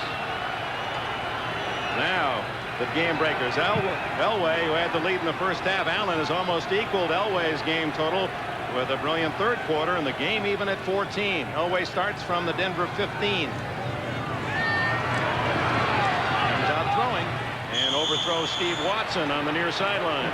Let's pause briefly for station identification from Denver. This is the NBC Television Network. This is WNBC TV, New York. In the East today, the three teams who are at 9-4 have all won. New England, Miami, and the New York Jets. Two teams here in the West, 9-4. Of those five, only 4 can make the playoffs, and the loser today will find himself in a tough spot. Although the Raiders are in a better position than Denver to accept the loss. We'll tell you more about that later. 2nd and 10. Long pursuing, and there'll be a penalty against the man trying to block Howie Long. They did everything but wrestle him down. Tremendous pressure being generated, in particular in this third quarter, on Elway. And we'd mentioned he's tried to get away from the sack by dumping the football during the day. Look at Townsend, 93. 3 Broncos trying to block him. He'll spring free, but there's Howie Long, 75. And you saw the holding right there. Someone trying to tackle him. The Atlanta Falcons tried to control him that way last week. There were 5 calls for holding on the man who was trying to block Howie Long last week. Hold on, I believe they're going to call that against the Raiders. Number 93, first down. They said that Townsend was holding the blockers. There's an unusual call. Not terribly unusual in a sense that when you run a stunt, you'd like to occupy the different people. And he's going in to grab as many bodies as he can get a hold of there. Now, that's a strange call. He's just trying to get away from a hammerlock. Meanwhile, Long was being tackled by the man endeavoring to block him. You see holding called against defensive linemen often, but I don't think that was a good call. Out to the 4-yard line, 24-yard line goes Sewell, a gain of 4, and more importantly, the Townsend foul carried with it the automatic first down, so that really helped Elway and the Broncos out of a jam. By the way, the Broncos in the third quarter, we told you, hadn't scored a touchdown in 8 games. They certainly haven't today, and they have not made a first down in this third quarter, while the Raiders have racked up 8 and 2 touchdowns to tie the game. Nathan Poole, he's been sitting in a computer office all this past year, hasn't played football for 2 seasons, and with a desperate condition of the running back status here in Denver with the injuries to the likes of, well, most recently Gene Lang, Poole, who played a couple of years in Cincinnati, 2 years in Denver, was signed right out of the office.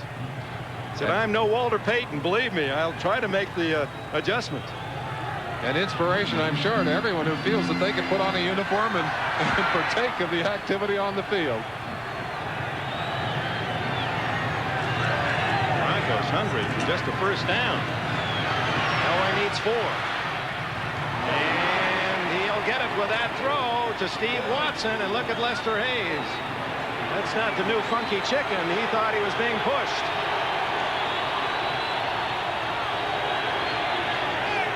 First down, Denver.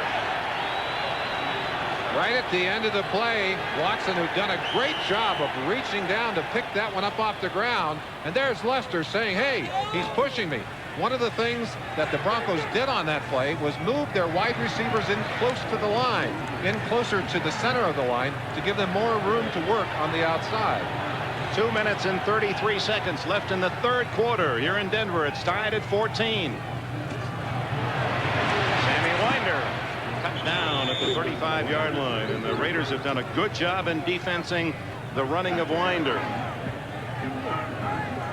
He was the only Pro Bowler in the entire Denver team last year, despite the fact the Broncos won the West and were 13-3. Total yards third quarter. Yeah, that figures with the Raiders getting 14 points and the Broncos none. Well, and if you credit either what is done or not done by an offensive team to what they are able to adjust to at halftime, the Denver coaches must be using the wrong formula in the locker room during the half. Steve Sewell sent way out to the right side in this formation. and Turan on the blitz, and so Elway has to dump it. Incomplete. No one blocked Turan, and Elway had no choice. He was going to take a big loss if he didn't dump it off.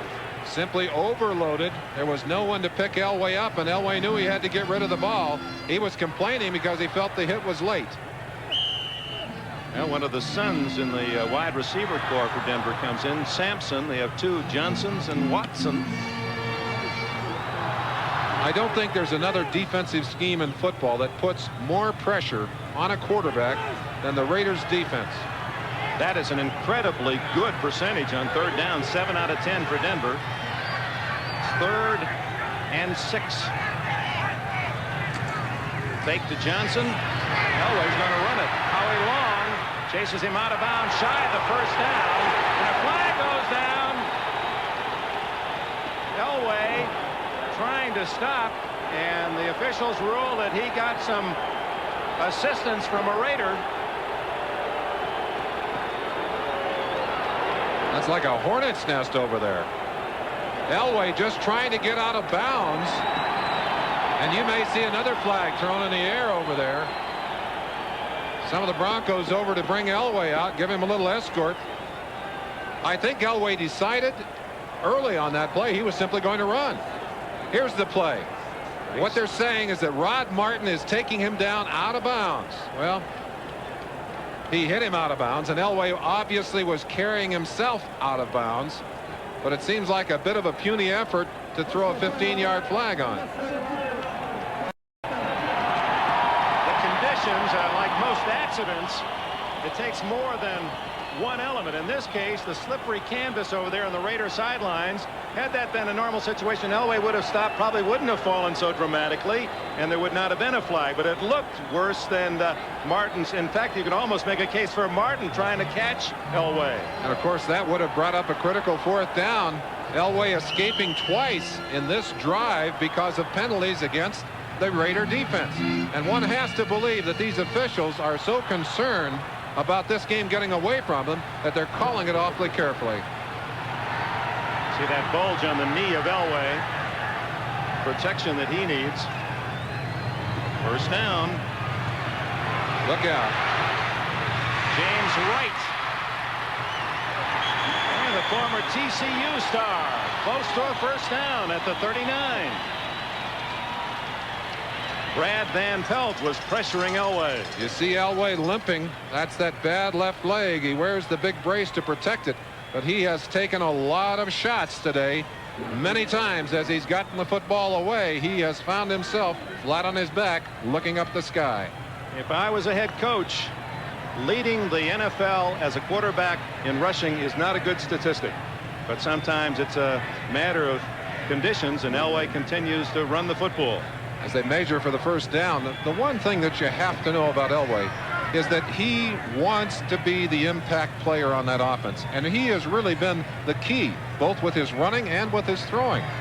Today, the yardage is good, but the interceptions, and he's been doing a much better job of that. And again, I think Dan Reeves had talked to him and said, just throw that ball away. Well, in throwing it away today, he's thrown it to the white-shirted Raiders on 3 different occasions.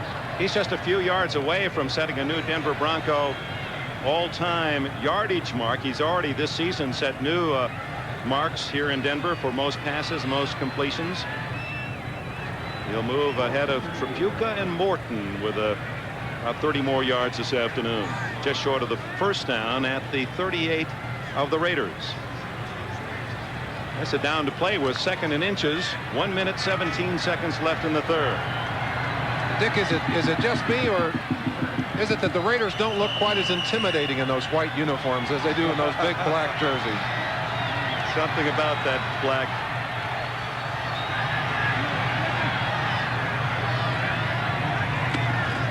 And it's almost become the expected, hasn't it? To go to the pass, 2nd and short, and it's almost intercepted by Turan. Double coverage on Watson. They had Hayes playing behind Watson, and then Turan from a safety spot underneath. Showing his confidence, and we talked about money receivers. This is the guy that Elway wants to go to, and I think, again, credit the velocity of that pass. Turan up there in front of it, but it couldn't get his hands on it. Elway really put some heat on that ball. Christensen, and they go to him. We've seen that today, and Watson the same. That's the man to watch when you need that yardage on 3rd and short. In this case, it'll be Sewell running for the first down to the 36. Last minute of the 3rd quarter, a tie game in Denver. Dick, even though this Raider team doesn't look quite as intimidating in those white uniforms, I don't think you're going to mistake them for a boys club choir. Now, something that people don't talk much about, but every time the Raiders play somewhere, it's a rivalry. Everybody wants to beat the Raiders. Kansas City, it's the Raiders. That's their main rival. Seattle, it's the Raiders. Here in Denver, it's the Raiders. You know, they like not being liked, though. They work on it. Winder. And again, read so well by the defense of the Raiders. Winder, a long run for him today has been 5 yards.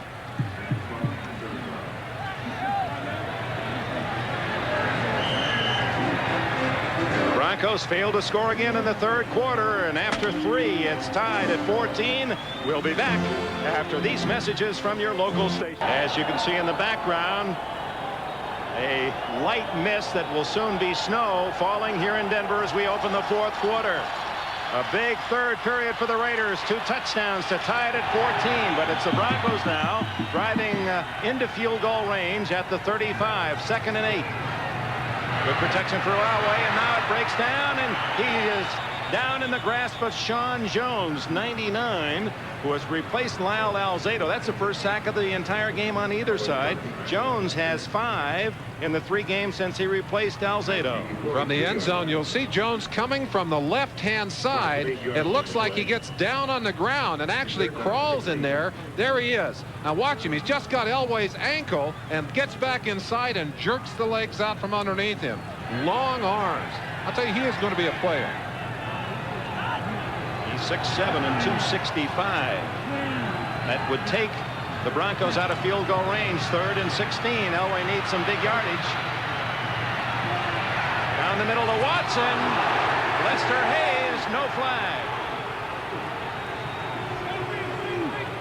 And so the Broncos punting team comes on. A one-on-one battle that continues between Lester Hayes and Steve Watson. Hayes trying to force him outside, now comes along behind, times his hit right there, goes up with the ball, and again the defensive back batting it away at the last second. Excellent timing. He likes to fish for barracuda, does Lester Hayes. He's in the right sport here too, then, isn't he? Does he bite him when he gets him on board? Oh, the judge, he might do anything. Chris Norman. Fulton Walker at the other end. Toward the coffin corner, and it kicks the other way for the Bronco fans into the end zone. Norman disappointed. First down at the 20. 42-yard punt. 14 minutes left in Denver. 2-year-old replacement for Lyle Alzado, Sean Jones. Let's not forget his sack of Elway. That took the Broncos out of field goal range and may have denied them the lead. It remains 14 all, and the Raiders have the ball at the 20.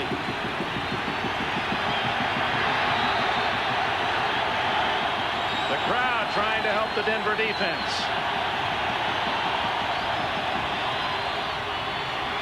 Marcus Allen for 9 more. That gives him 84 yards on the day. Let's run down the scoreboard for you as they rehuddle. Finals, the Bears win their 13th. New England goes 10-4. Washington a winner at Philadelphia. Miami rallies to win at Green Bay. The Jets also 10-4. The biggest surprise of the day, Dallas succumbing to Cincinnati 50-24. We'll have more after this one. Hawkins on 2nd and 1. Powers for the first down. Back to the NFL scores, and this the 14th week of the season. St. Louis a winner against New Orleans. Kansas City, they'll play here in Denver next Saturday. You'll see that on NBC. Now the late action, Seattle trying to make that AFC Central all the more muddled as they lead Cleveland 17-6. The Seahawks still have a long shot. Giants a big lead at Houston, and Minnesota ahead of Tampa Bay in the 3rd. You're up to date. Here it's 14 all. First down, Raiders. Allen dancing, a fumble, but he was already down. Crowd cheering but the signal is that Allen was down when he fumbled. I think Hawkins, the man who actually had that ball, Dick. No, you're right. I see Hawkins coming out of there. It looked like he did have his hands on it until he hit the ground. But he was juggling. He was juggling that ball. And of course, one of the fortes of this Denver team is their alertness. Boy, they pounce on those fumbles when they see them roll. Walter Payton rushed for 100 yards again today, 111. That's 9 straight for the great Bears back. Allen needs 13 to rush for 7 consecutive 100-yard games. That's short yardage out to about the 37-yard line. Not much there, and a flag is down. There have been some interesting calls, some tough calls for officials today. Well, there's another one. A holding call against the Los Angeles Raiders. Here's that last play in slow motion. Now watch Allen. As he's hit here initially, it looks like he begins to lose control of the football. Almost pinching it against his head. That's a fumble. That is. Well, Dick, I don't know. But that's slow motion, and if you're an official, we're looking at slow motion. Number 70, second down. The other thing is, you know that the first part of his body that hits besides his hand or his feet is going to mark him down. That's right. Yeah, we're watching the shoulder. The knee is down a little earlier. Well, he was going down on his back. I don't think it was his knee that hit first. Yeah, or whatever.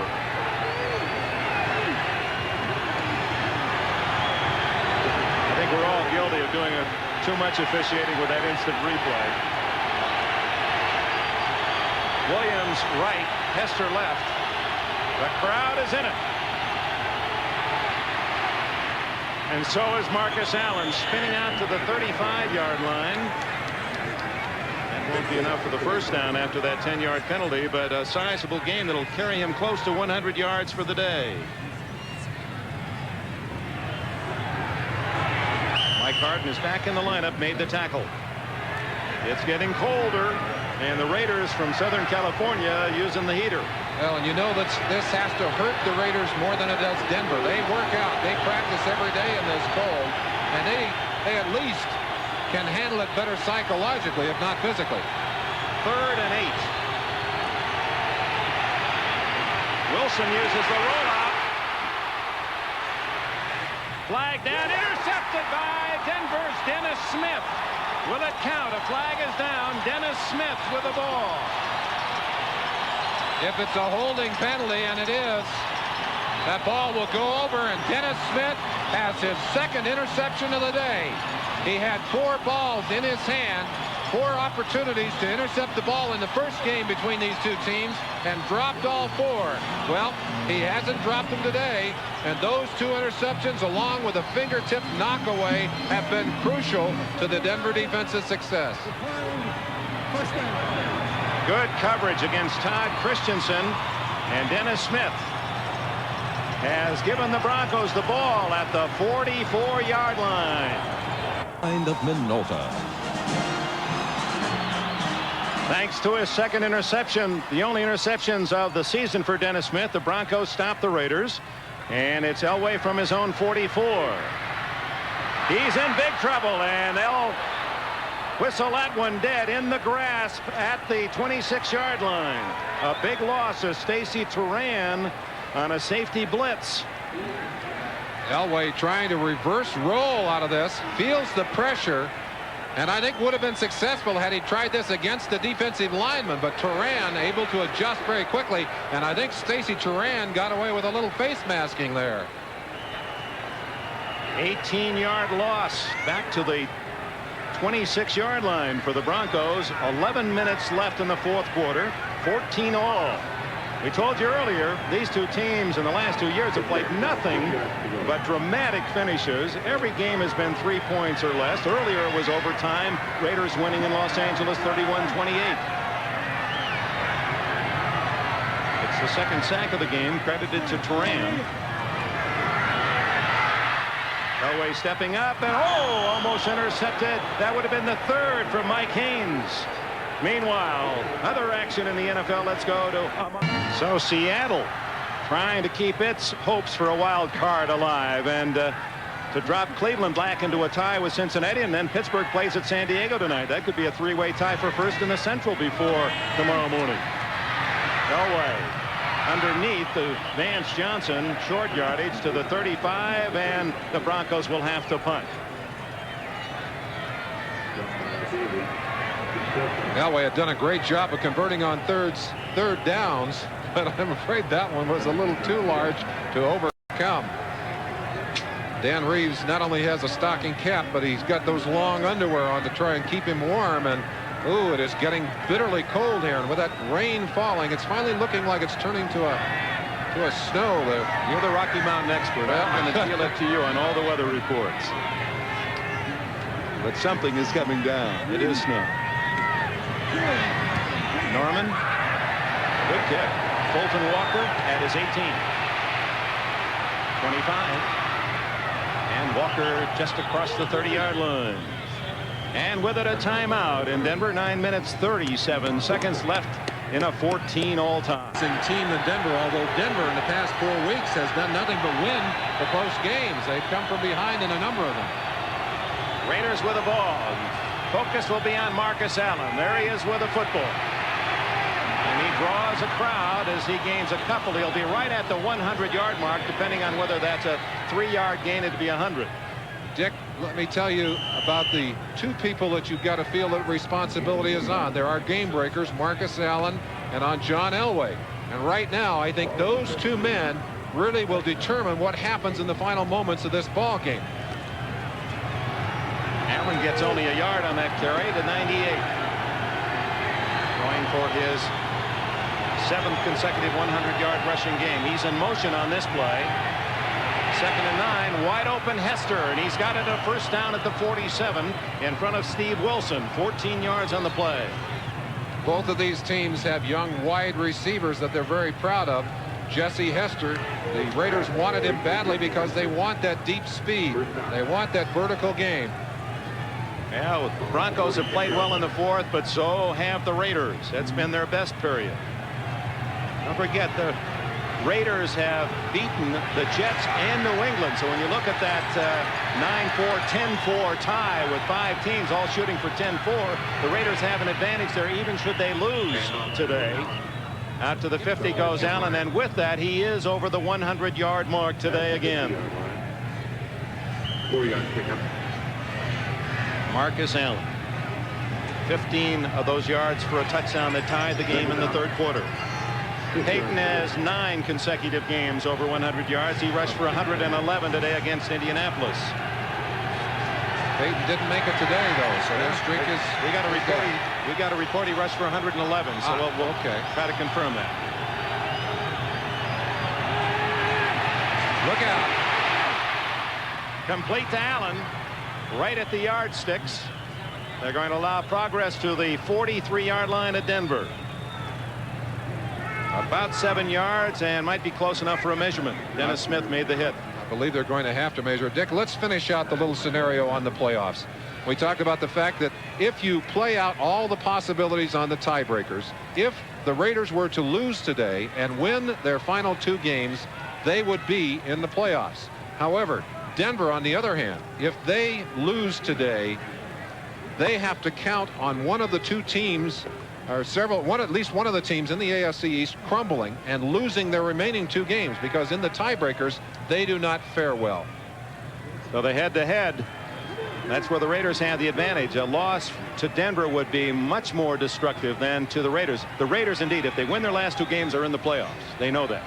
These, of course, are the tie-breaking procedures, and you notice the last one, which you'd hate to ever get down to, coin toss. How about dartboard number 10? And you know, these are only the tiebreakers for 2 teams. Now you have tiebreakers also for 3 teams, so it's a very complicated process. And if you're a trivia expert, you might enjoy sitting down and playing with the possibility. Well, that's why we have Bob Costas and Ahmad Rashad. They'll have that all squared away for us. Wilson dumps it off to Allen, loses his balance.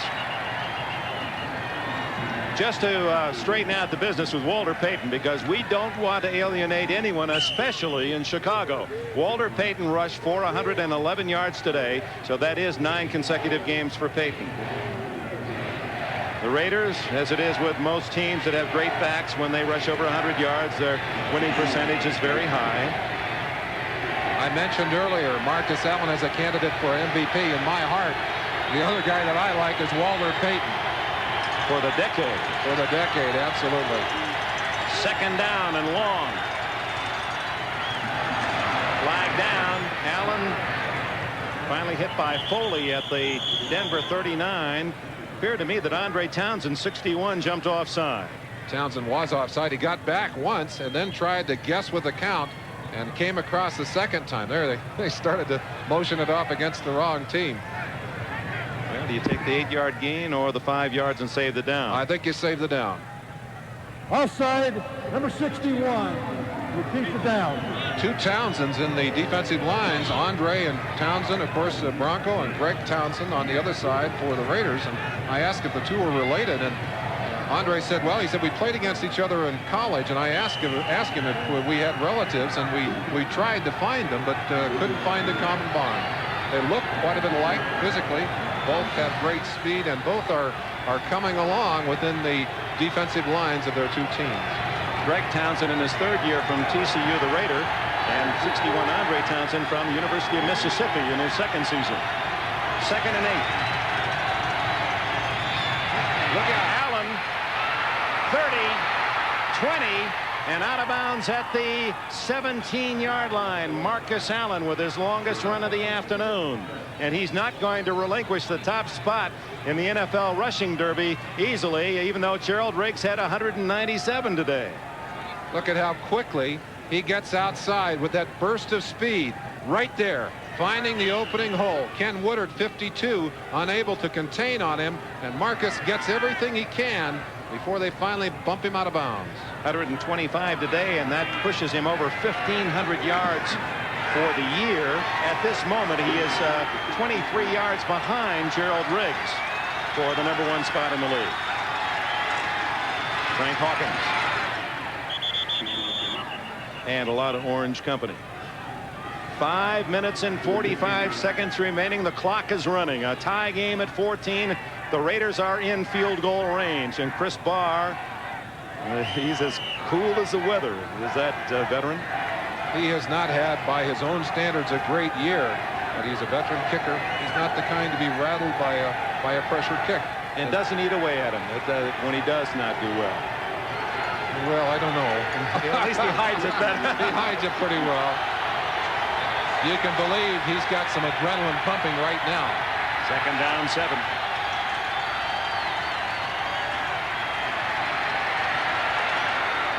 Intercepted again. Oh my, Wilson with the ball inside the 15. That's the second time down on the goal line or near it. Wilson has coughed it up. It's Dennis Smith, his 3rd interception today. This man didn't have an interception all season. Smith with a hat trick against Wilson. Wilson looking quick. And the drive is stopped with 5 minutes remaining. The Broncos from their own 21.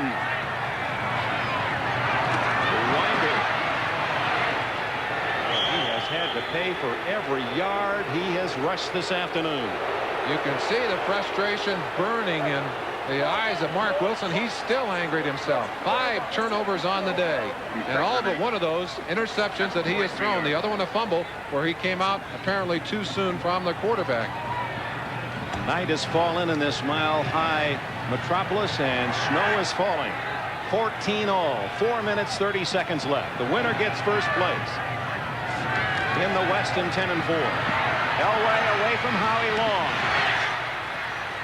Cross field, Steve Watson. And he's down at the 39, but with it a first down for Denver and 16 yards. Marcus Allen got his team in possession of an opportunity which they've squandered. Now Elway goes to work to try and get his offense down to where they can get a shot at some points. Nice play here. Dangerous pass cross field, but when you have a strong arm like Elway does, you have the confidence to go ahead and throw that kind of pass. Watson and Sampson to the left. And time will be called by the Raiders. Closely contested. Mark Wilson. He's muttering about those 5 interceptions. Actually 4 and a fumble, one of his own.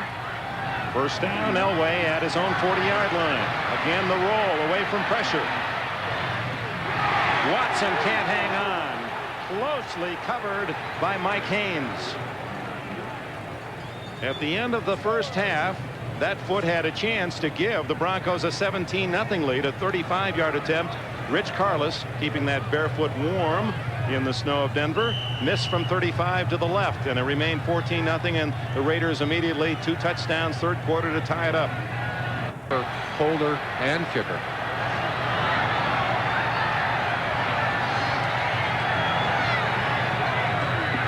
Second and 10 play. Almost looks like a quarterback draw. Great move by Elway.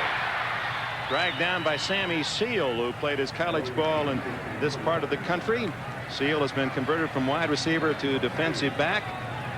Went to Western Colorado State. Elway smiling as he headed back to the huddle, I think because he was able to put a real fake on a tackler at the line of scrimmage and make him miss. Looked like a little of Marcus Allen's work there for a moment. Third down and 5. Last year, 16-13, the Broncos won in Los Angeles. Then here, Denver beat the Raiders in overtime 22-19. This year, overtime, the Raiders 31-28 in Los Angeles, and they're tied in 14 with less than 3 minutes remaining this afternoon. On the blitz, the throw is to Sewell, knocked down shy of the first down at the 48. Rod Martin and James Davis with a hit, and the Broncos will have to punt the ball. Gambling, pressure defense, Stacy Turan all over Elway. He's got a couple of sacks already on the day. He forced Elway to throw that ball before he was ready to throw it. There's Turan, only his second year out of Notre Dame. Elway, a seasoned veteran in his third year from Stanford. Clock running 2:12, and I don't believe they have to punt it till the 2-minute warning. And the Raiders are covering the playoffs, and of course, Super Bowl 20 in the Superdome in New Orleans. It's worth saying again, Walker has done that after playing only 8 games. Missed the first 4 games of the season before he arrived in Los Angeles from Miami, and then did not play in an additional game. Looks as if the Raiders are going to go after Chris Norman. They nearly blocked one earlier in the game. He gets it away. Toward the sidelines. Bad kick. Very way bad. out. That ball's going to be marked around the 25-yard line. Worse than that for Denver, 27. So Norman's problems continue, and the Raiders come up with good field position. The kicking game, so crucial in a game like this. 24 yards on that kick, and look, that would have given them a 3-point edge in this ball game. Rich Carlos hoping he gets another chance, but it's the Raiders who own the ball. Wilson complete to Todd Christensen at the 39. First down. 1 minute and 43 seconds left. The Raiders without a huddle. Wilson quickly getting his troops back to the line of scrimmage. Calling an audible here. Timeouts. The Raiders have 2 left. Broncos have all 3.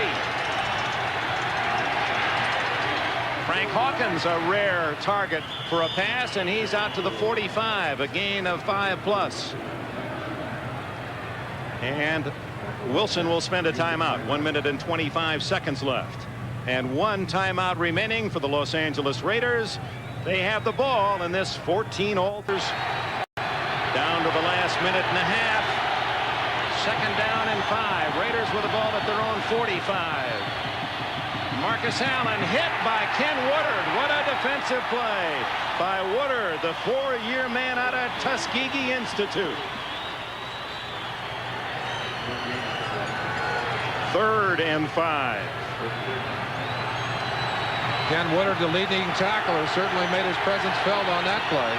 Even though he's given away the starting job to the veteran Tom Jackson, he still leads in tackles. Big play. Wilson to Christensen. First down at the 44 of Denver. 10 yards, and the clock is running at 49 seconds. Wilson pushing his people toward the line. He'll try and get an audible call. You see him yelling out to his troops on the sideline, and Barr warming himself up. His longest this year, 49 yards last week. This one thrown up and out of play.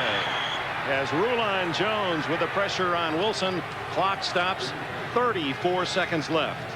Mark simply would not take the sack, and wisely so. Wants to at least get field goal position for an opportunity to put 3 on the board. If he can't, gets the touchdown. A 49-yard field goal is basically a 32-yard line to the line of scrimmage. So that just gives you some bearing. 32-yard line is where the Raiders would like to get, or better, to give Barr a chance to win it. 2nd and 10. Patrick Boland, the enthusiastic owner of the Broncos. It's going to be hard to hear the signals out there right now.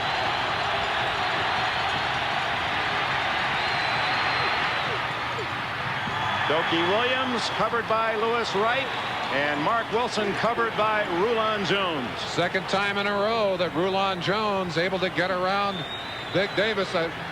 Davis on the outside, Bruce Davis, and jump on top of Mark Wilson. There are a lot of great defensive ends in this league. Rulon Jones certainly has to get some Pro Bowl votes. Chris Barr, he's one course away from his law degree. 3rd and 10. 29 seconds. 1 timeout left.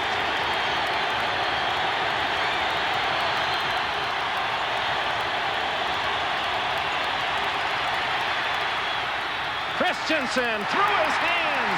A great throw by Wilson, and the usually reliable Todd Christensen let that one go right through his padded mitts. These two teams have had 5 overtime games in between them on the season. Bad kick by Guy. He really scuffed that one. And that's going to be pretty good field position with 17 seconds left for Denver. To the 25-yard line, only a 19-yard punt for this dramatic battle. One thing you don't want to do here is drop the football. You don't want to turn it over. They're going to go after it. Clint Sampson. Boy, that's where you could fumble the ball and you're in field goal range the other way. Clock stopped with 10 seconds left. A 6-yard pass. That would have to come under the category of a gamble by Denver. One of the things you have to admire about Reeves is he's willing to go after you. He's willing to gamble at all. Choice, though. You'll take the pumpkin. You want the pumpkin. You want it in your hands. Well, it looks as if they're going to gamble on another desperation pass with 10 seconds left. No, a little handoff to Winder.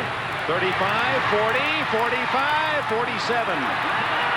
3 seconds left. Timeout Denver. I think what we'll see now will be 3 wide receivers, or 4 perhaps, on the same side. They'll throw that Big Ben pass and try and force a penalty. If they can get a penalty on this. Some import here. A tie might boost the Seahawks' thinner hopes. Elway goes for it all. He's got the arm. A crowd. It's bobbled around and dropped at the 5-yard line. And we go into overtime. No flags. It's tied at 14. We'll go an extra 15-minute period. And we'll wait right here to get the toss of the coin to see who will get the football first. As we thought it would happen, the 3 wide receivers here. And again, what you're hoping for is the ball to get batted around, someone pick it off after it bounces, or a penalty on the defense. Neither of which happened, although the ball does bounce. It doesn't bounce into a Broncos hands. 14 all. There's the information. I would have thought the team winning the toss would have a sizable advantage. They only have a 3-win lead over the team that loses the toss, so it is not as significant as one might think. There's Dave Dolby. He's playing in his 203rd consecutive game. We said earlier Bonnie Chavis is going out now for the coin toss. Has set a Denver record. This is his 180th game. And let's eavesdrop on the toss of the coin. Call the coin. Call it, please, in the air. Call it. Head.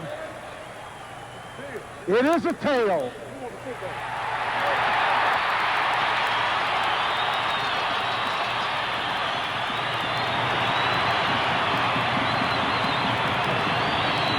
The Broncos will get the first opportunity.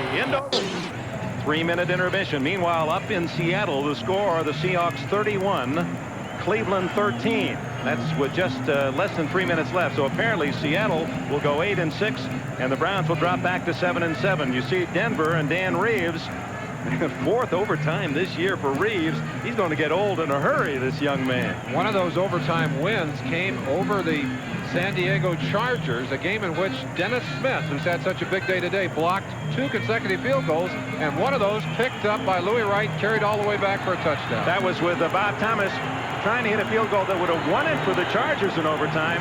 Smith picked up the blocked field goal and raced for a touchdown and a miracle win for Denver. And later tonight, it's Pittsburgh at San Diego, and the Steelers, 6-7, losers to Denver last week at home. With a win, will tie it up. It'll be a 3-way tie in the Central. But right now, the focus on the AFC West. In case you just joined us, all 3 leading teams in the East, Miami, New England, the Jets, all won today. They're 10-4. The winner here will go 10-4 as Denver and the Los Angeles Raiders tied for first in the West. Boy, the competitiveness of especially the 3 divisional races in the AFC. Barr roots it deep. They won't return that one, I don't believe. Broncos will start from their 20-yard line. We'd like to remind all of you that following our football coverage, if possible, we'll join the Punky Brewster program in progress. In addition, all remaining NBC Network evening programs will be seen over most of these stations except for Pacific Time Zone and some Mountain Time Zone stations where the programs will be seen at their regular times. A big lineup on Sunday night with Final Jeopardy, the NBC Sunday night movie. The finale at 9 o'clock Eastern Time.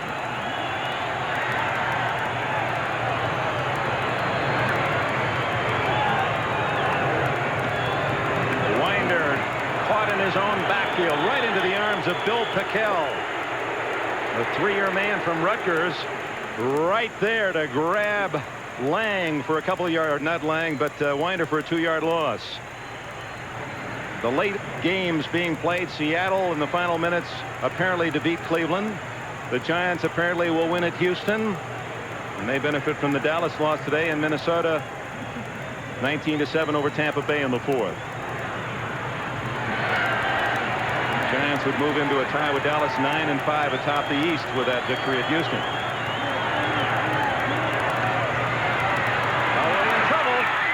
Just does get it off to Sewell, incomplete, and Howie Long on Elway.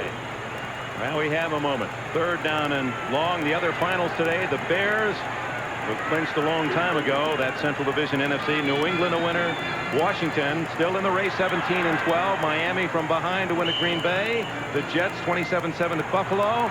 Dallas surprised at Cincinnati. The Bengals roaring 50-24. The Cardinals beat New Orleans. And it was Kansas City 38, Atlanta 10. The Chiefs will be here to play Denver next Saturday. That'll be seen the full NBC network Saturday afternoon. 3rd down and 12 from his 18, and Elway calls time. In Denver's own end, and Norman from the University of South Carolina has not kicked well the last 4 games. He did get one good kickoff today, one that rolled for 55 yards, but even with a 55-yarder, his average today is only 42. And the problem he's had is that very often he's been line driving the ball.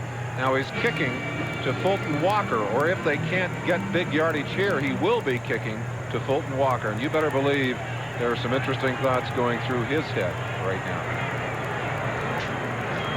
Biggest game of the year, both teams admitting that coming in.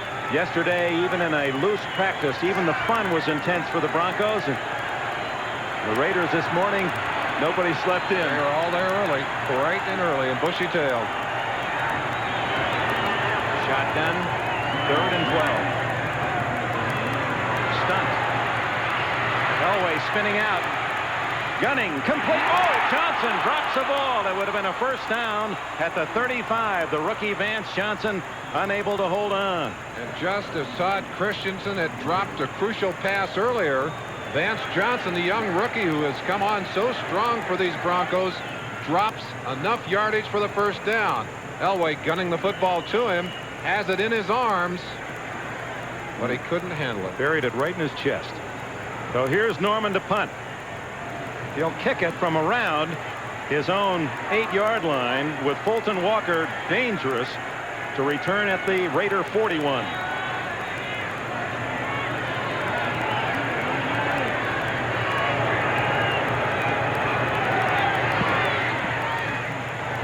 comfortably. 43, 45, 50, 47-yard line, 46 goes Fulton Walker, and the Raiders begin on Denver's half of the field. Well, Denver, I guess it's part of their heritage. You go. First overtime was in '74 involving the Broncos and Pittsburgh, and they played to a tie. As you see that snow falling, it's not hard to figure that for all the skill positions, as you get colder, it gets more difficult to handle that football. Not impossible to see or think about a fumble here along the way. 39-yard punt, 13-yard return. Wilson starts from the Denver 45. Give it to Marcus Allen for a couple. Mecklenburg, Jones, and Wilson all in on the stop. Thomas Jackson there as well. Mecklenburg has been in on a number of tackles today, but he has not had the impact day that he had last week with his 4 sacks and 2 forced fumbles, and you've got to credit this Raider offense for being able to contain him. That's a new Raider record, 325 carries for Marcus Allen, whose yardage this year over 1,500 yards, also a Raider record. Broke Mark Van Egan's mark. Wilson. Dokie Williams, no. He trapped the ball. Dokie Williams, who came into this game with 43 catches, has not caught one today. That's a surprising statistic. He had that ball from underneath him. He couldn't handle it. Watch right at the end of this play. Dokie comes back. You see that turf shooting out from underneath his feet? He just couldn't hang on with those cleats in the ground and unable to handle a football. 3rd and 8, and the crowd comes back into the picture.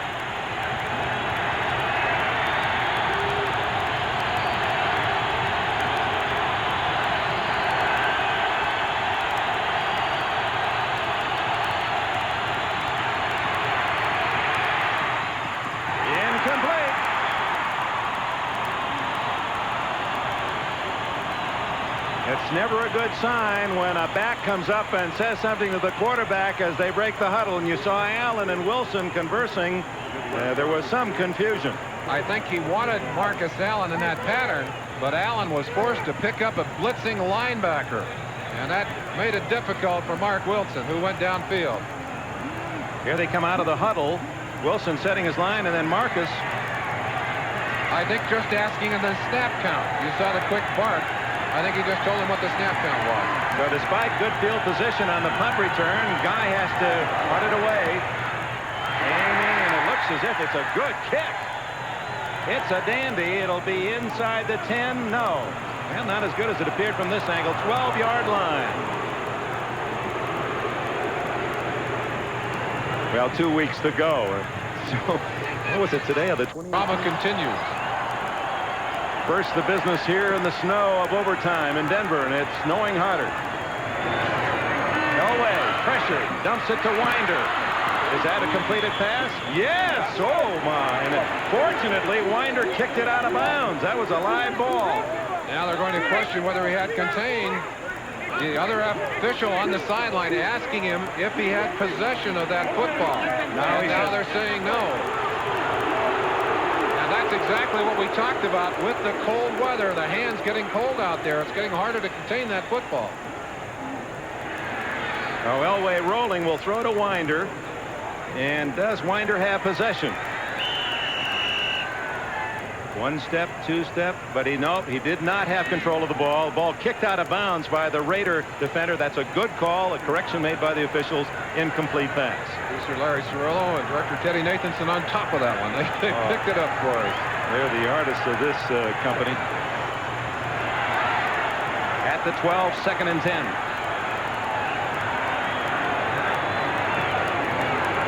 Away from his goal line. Going long. Clint Sampson. And he was well covered by James Davis.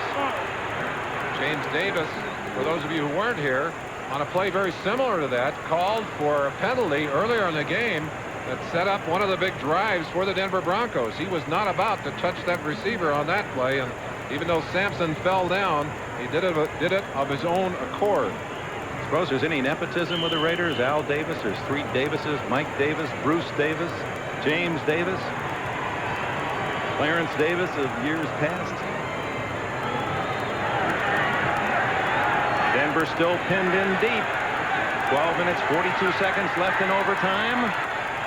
3rd and 10.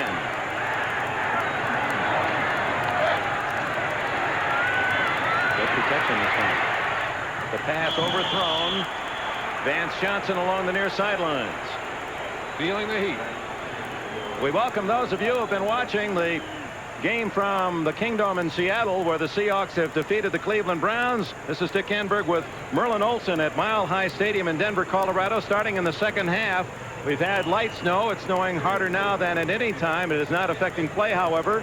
The Raiders rallying from a 14-0 deficit in the second half. 2 touchdowns in the third quarter, tying the game at 14, and we're in overtime. Each team has had a possession, unable to move the ball effectively.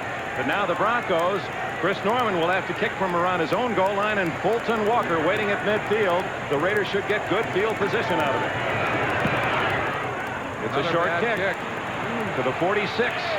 Walker breaking one tackle and stopped at the 43.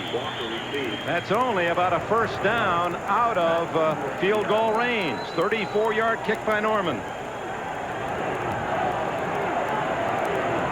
And we don't often get a chance to credit all the folks that make these sports specials so exciting for you at home. Executive producer Mike Weissman is with us. Coordinating producer of our football coverage is Ted Nathanson. Today's production, Larry Cirillo, the head man with a whip, directed by Ted Nathanson. John J. Filippelli produces the NFL 85 show, and Bucky Gunts is the director back in New York City. Marcus Allen for one. In case you are just joining us, Marcus Allen for the 7th consecutive game over the 100-yard mark. He has around 128 yards today. He relinquished his lead earlier today for the NFL rushing lead to Gerald Riggs, the fine back with the Atlanta Falcons. He's now only about 10 yards behind Riggs for the lead. Defense is certainly dominating in the fourth quarter, and here in overtime, neither offense able to get anything going. Wilson on a passing down. He's been intercepted 4 times today. It's Allen again, dragging orange jerseys with him to the 37, where it will be 3rd and 4. Tony Lilly, the first man there, and Chris Barr, the placement kicker for the Raiders. He won in overtime the game against the Broncos 2 weeks ago in Los Angeles. He was very happy to have that chance. He'd missed a kick in the closing moments of the game that would have won for them, and then came back with one to actually win the ball game. But Dick, twice in a row, they've gone to Marcus Allen. They've gone to the game breaker. Let's see what they do on a 3rd down and 3.5.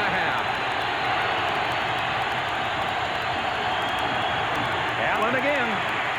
He doesn't get the first down. This would be, if they try a field goal, about 52 yards. And they're not going to attempt it. Ray Guy and the punting unit has started on the field. Mark Wilson over to argue. I think he wanted to have a shot at it. He said, hey, we're not that far out. We can't gain that much by a punt. But their defense is playing so well that I think they want to turn it over to the defense. Count on Ray Guy, who's been kicking extremely well all year, to try and put it out inside the 10-yard line. 4th and 2 from the 35. Would they try a fake punt here? The up back is Hawkins. Nope. Now going to go into the end zone, yeah. Guy's not going to be happy with that.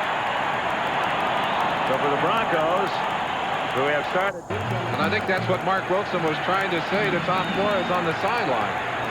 You start to see some of the snow gathering on the grass surface here at Mile High Stadium.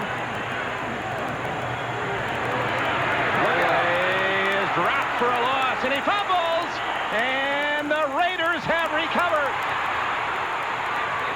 93, Townsend. Greg Townsend falls on the fumble of Elway inside the 10. Pressure on John Elway. They shook that ball loose. It looked like Big Bill Piquel from the inside getting a piece of that sack. And Townsend, who's been alert all day long on the outside, pounces on that football. And the Raiders have a wonderful opportunity here to finish it all. And they're not going to waste any time. Chris Barr in the field goal unit is on. Barr will try a relatively short field goal as you see the fumble again. It was Howie Long on the sack. As Howie just drove right through the arms of one of the blockers. It looked like Paul Howard, number 60, blocking on him. Denver calls time to try to cool off Barr's hopes. We'll be right back. The direction of the snow, the wind is with Barr. It's blowing toward the uprights. The fumble recovered at the 8-yard line, and Barr has been perfect from this range. Now, in the overtime game here in Denver, when San Diego went for a winning field goal, but it was from farther range, Dennis Smith was the man to watch with a block, and Smith went all the way for a Bronco touchdown. Actually knocked it down. Louis Wright picked it up and went. He blocked 2 in a row, which was rather remarkable. And he is the finest athlete, they say, on this Bronco team. And I'm sure, but I'm also sure that Steve Wertmeyer, who coaches those special teams for the Raiders, has alerted all of the Raiders to his blocking ability as well. As you look at it, Smith is lined up to the right. 26 yards for first place. The Raiders go home 10-4. First place in the West belongs to Tom Flores, silver and black. And a sudden pall falls over this stadium full of proud Bronco fans who've got to be proud of the way Dan Reeves and his team fought today. But what a bitter way to have to lose it. A fumble and an immediate shot at a field goal.